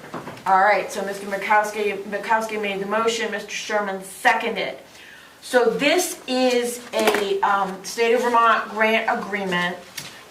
We have had 4,000 previously awarded for the planning, right? The evaluation. That was and- for other miscellaneous For stuff. other miscellaneous energy programs. Yeah. This action will award $115,976 from the state to the town in order to do substantial, let's see, where's the page? Page 4 of the Page- grant agreement. Yeah, well, my grant agreement's gotten all mixed up. Uh, So it's gonna be installation of the town hall and the town garage Heat pump. and sealing, of So the town building. garage, at the town garage, we'll be installing a 6-ton air-cooled heat pump, a smart right. thermostat. For the envelope of the building, we'll be improving attic insulation from R26 to R49 and replacing some external windows. And then for the town hall, it's to add HVAC with an 8.5-ton air-cooled heat pump and smart thermostat, air sealing of the building envelope, improve the attic insulation from R19 to R49, and replace all external windows that have not been recently upgraded. And how many of those would there be? And all the ones that have the inserts that, which include the supply room and the back hallway, for instance. Those are 4 from this second story and 3 in the first story. So 7 total. Because we have replaced a lot of them. Yes, We have. most of the big windows, these are the small windows. Okay, so this is a substantial amount of work. The town has no matching cost, is that correct? Correct, this is a really, really cool program for that very purpose. What would happen to the windows? What else, is there any to be disposed of? Is that covered in the grant? I guess the windows There's- themselves wouldn't be a big deal. Yeah, the windows are not a big deal. Okay, all right. There's not much by I've way of just got disposal. bridges The on one my thing mind. that is not covered here is that we'll have to empty out the attic, and that's something that. What is in the attic? Not that much. Some But we- lumber? There is the old movie screen. That will be a bear to get down, but short of that, there's not very much in the attic. There's a little bit of miscellaneous junk that will take half an hour to clean out. But we don't have to sweep the attic. It's just, we can insulate right on top of this. It's just a matter of, but we gotta get that movie screen out of there. You can't insulate really well around Okay. wall size movie screen. That Good is heavens. extremely heavy. I Maybe we tried to have lift it. Can we cut it up? We can definitely cut it out. Steve, Is there any asbestos up there? There is not any asbestos up Thank you, there. Ron. Yes. As the only person in this government who spent any time in this attic, I don't want to go up there very much. So ideally, we're doing the bare minimum here to get the attic insulatable, which is get that movie screen out of there, any large objects that will prevent a good insulated layer up to the R49, which should be R49 bad insulation, which is the maximum size bad insulation that they make. okay, So it's all not very right, expensive. so, it's not bad. I continue to have reservations about some of this stuff, but we'll see how it works. And we're not getting rid of our furnace, right? No, supplementary. And what about the furnace at the town garage? Same thing. Same thing, okay. We would definitely retain Alright. both of those systems. Okay, okay. All right, any questions, comments from the board before we vote? No. All right, then, all in favor of authorizing our participation in this grant program and agreeing to the conditions as spelled out in this agreement and authorizing myself as vice chair to sign the document. All in favor, say aye. Aye. Any opposed? All right, I voted aye, but I always forget to vote when I'm calling for these things. So I am the grantee. I am not the state of Vermont. You're the God agent of the forbid. grantee. I'm the and- agent of the grantee, so. So, and I will process that out tomorrow morning. Thank you. I do not have the tally of how many towns in the county were awarded. It should be approximately 5 of the towns. Not, the grant was highly oversubscribed, so we're really excited that we got more than $100,000 here.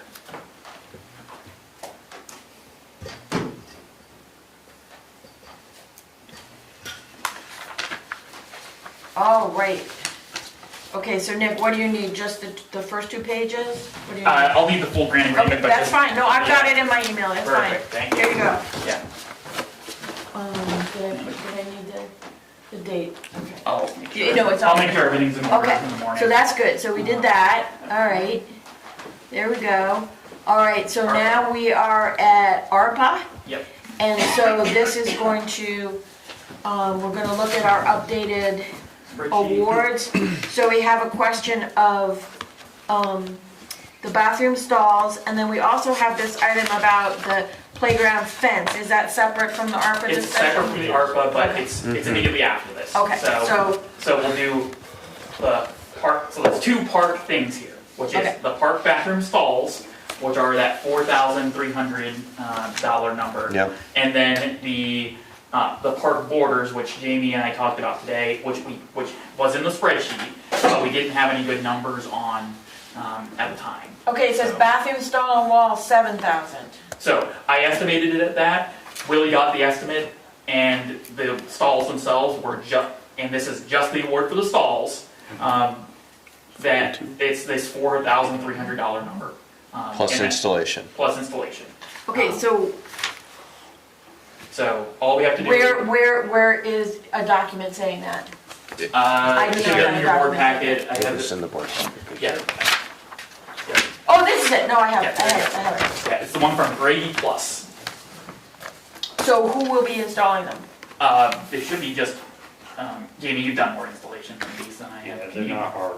Yeah, Okay. it should be just flat pack and flat kind of thing, no, Okay, I'm just, easier than many. I'm just So is, asking, like, I just wanna know, you The know. highway crew installing it, is Willie installing it, are we hiring a Presumably, we will be handyman to not install installing it? this, it should be something, someone holds it, someone screws it into the wall. Okay, It's very simple. I Yeah, understand Jamie got it. that. okay. No, but we just like to know who we're expecting to do it. Yeah.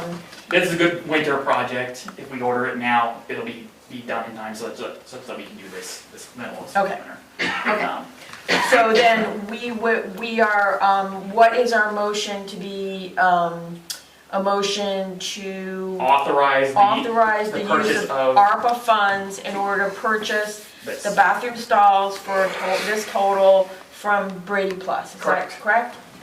All right, may I All have right, such a motion? I'll make a motion to approve the purchase of the bathroom partitions from Brady Plus for the park in the amount of $4,310 to be taken from our ARPA fund I believe line it's item. 4,314. Yeah, no, I'm sorry, there was. Oh, yeah. Sorry. Yep. $4,314.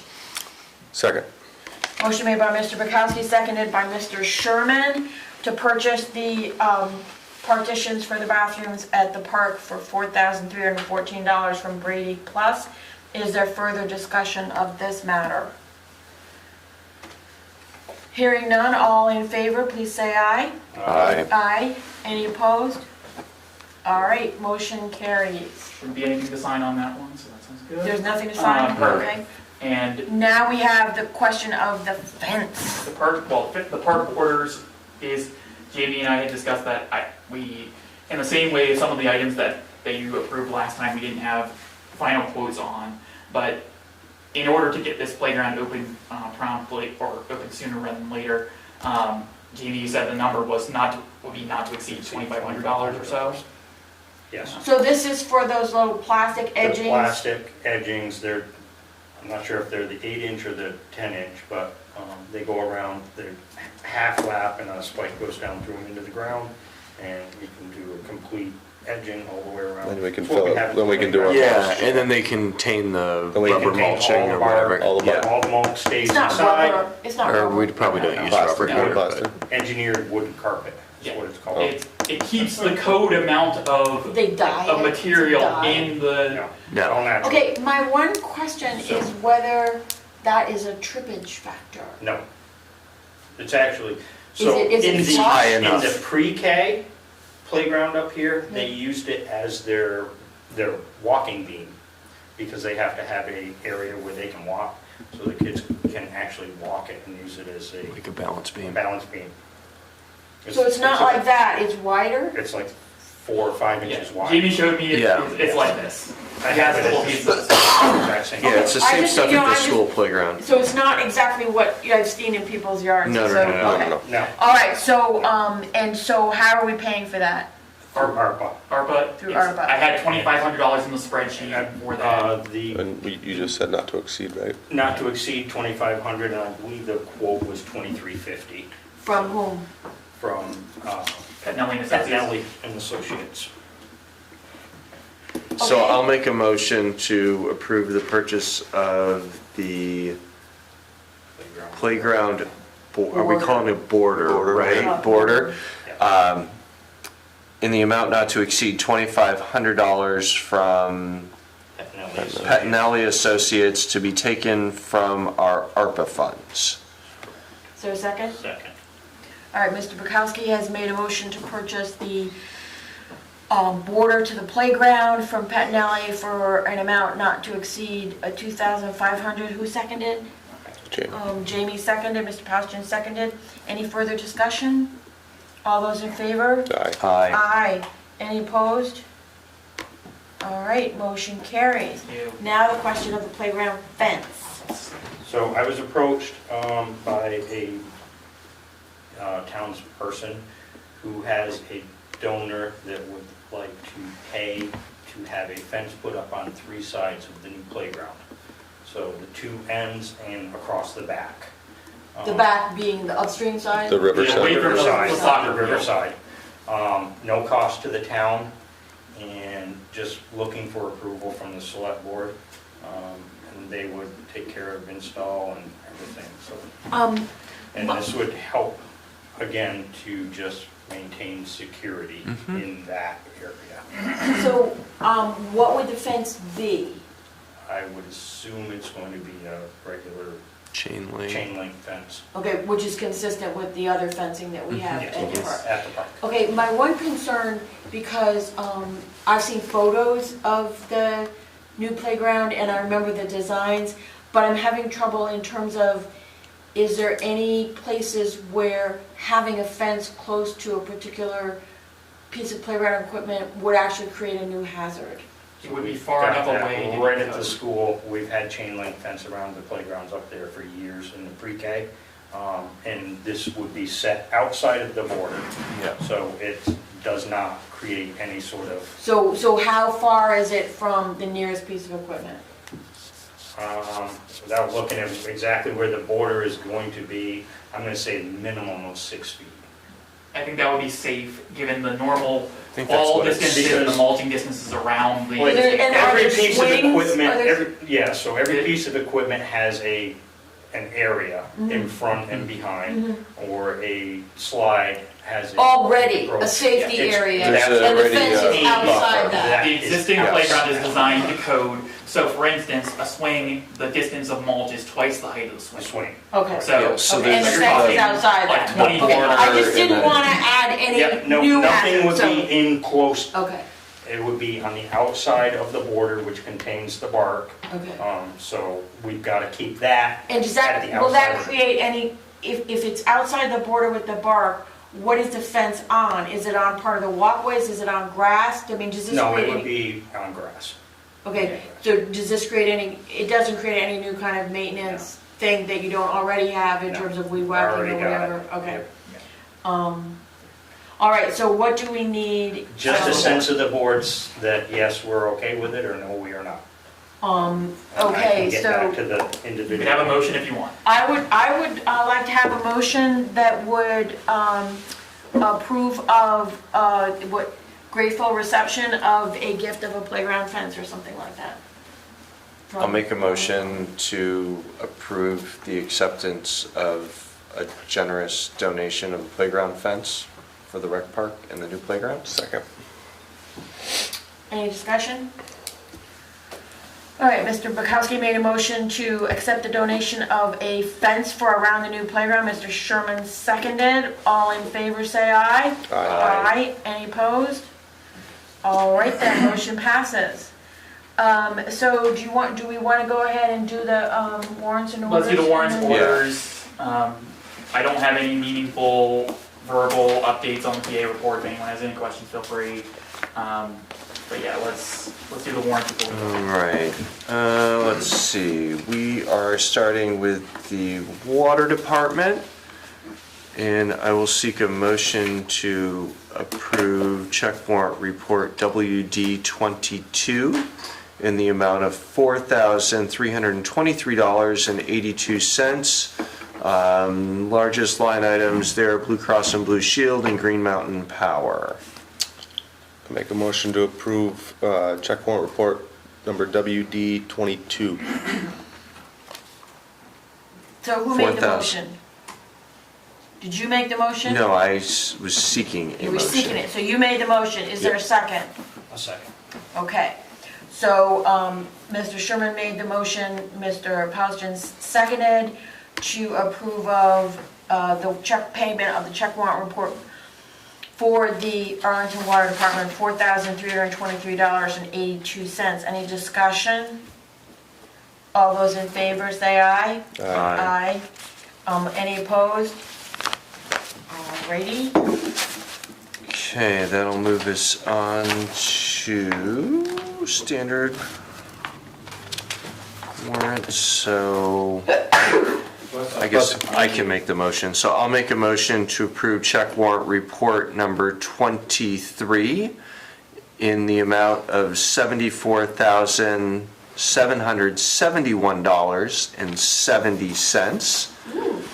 $74,771.70. Notable payouts was, looks like large items. We've got some tires for the highway department. Looks like we got a fire pump maintenance, Green Mountain Power, some undercoating for a highway truck. We did have a payment in here for MSK Engineers for bridge work. And there was a line item for payment for playground equipment. The install, it's already been invoiced. Perfect. All right, so you've made the motion? I made the motion. I will second. Okay, Mr. Kowski made a motion to approve check warrant report number 23 for $74,771.70. Mr. Sherman seconded. In the absence of any further discussion, all those in favor say aye. Aye. Any opposed? All right, motion carries. Okay, so now we gotta go into executive session.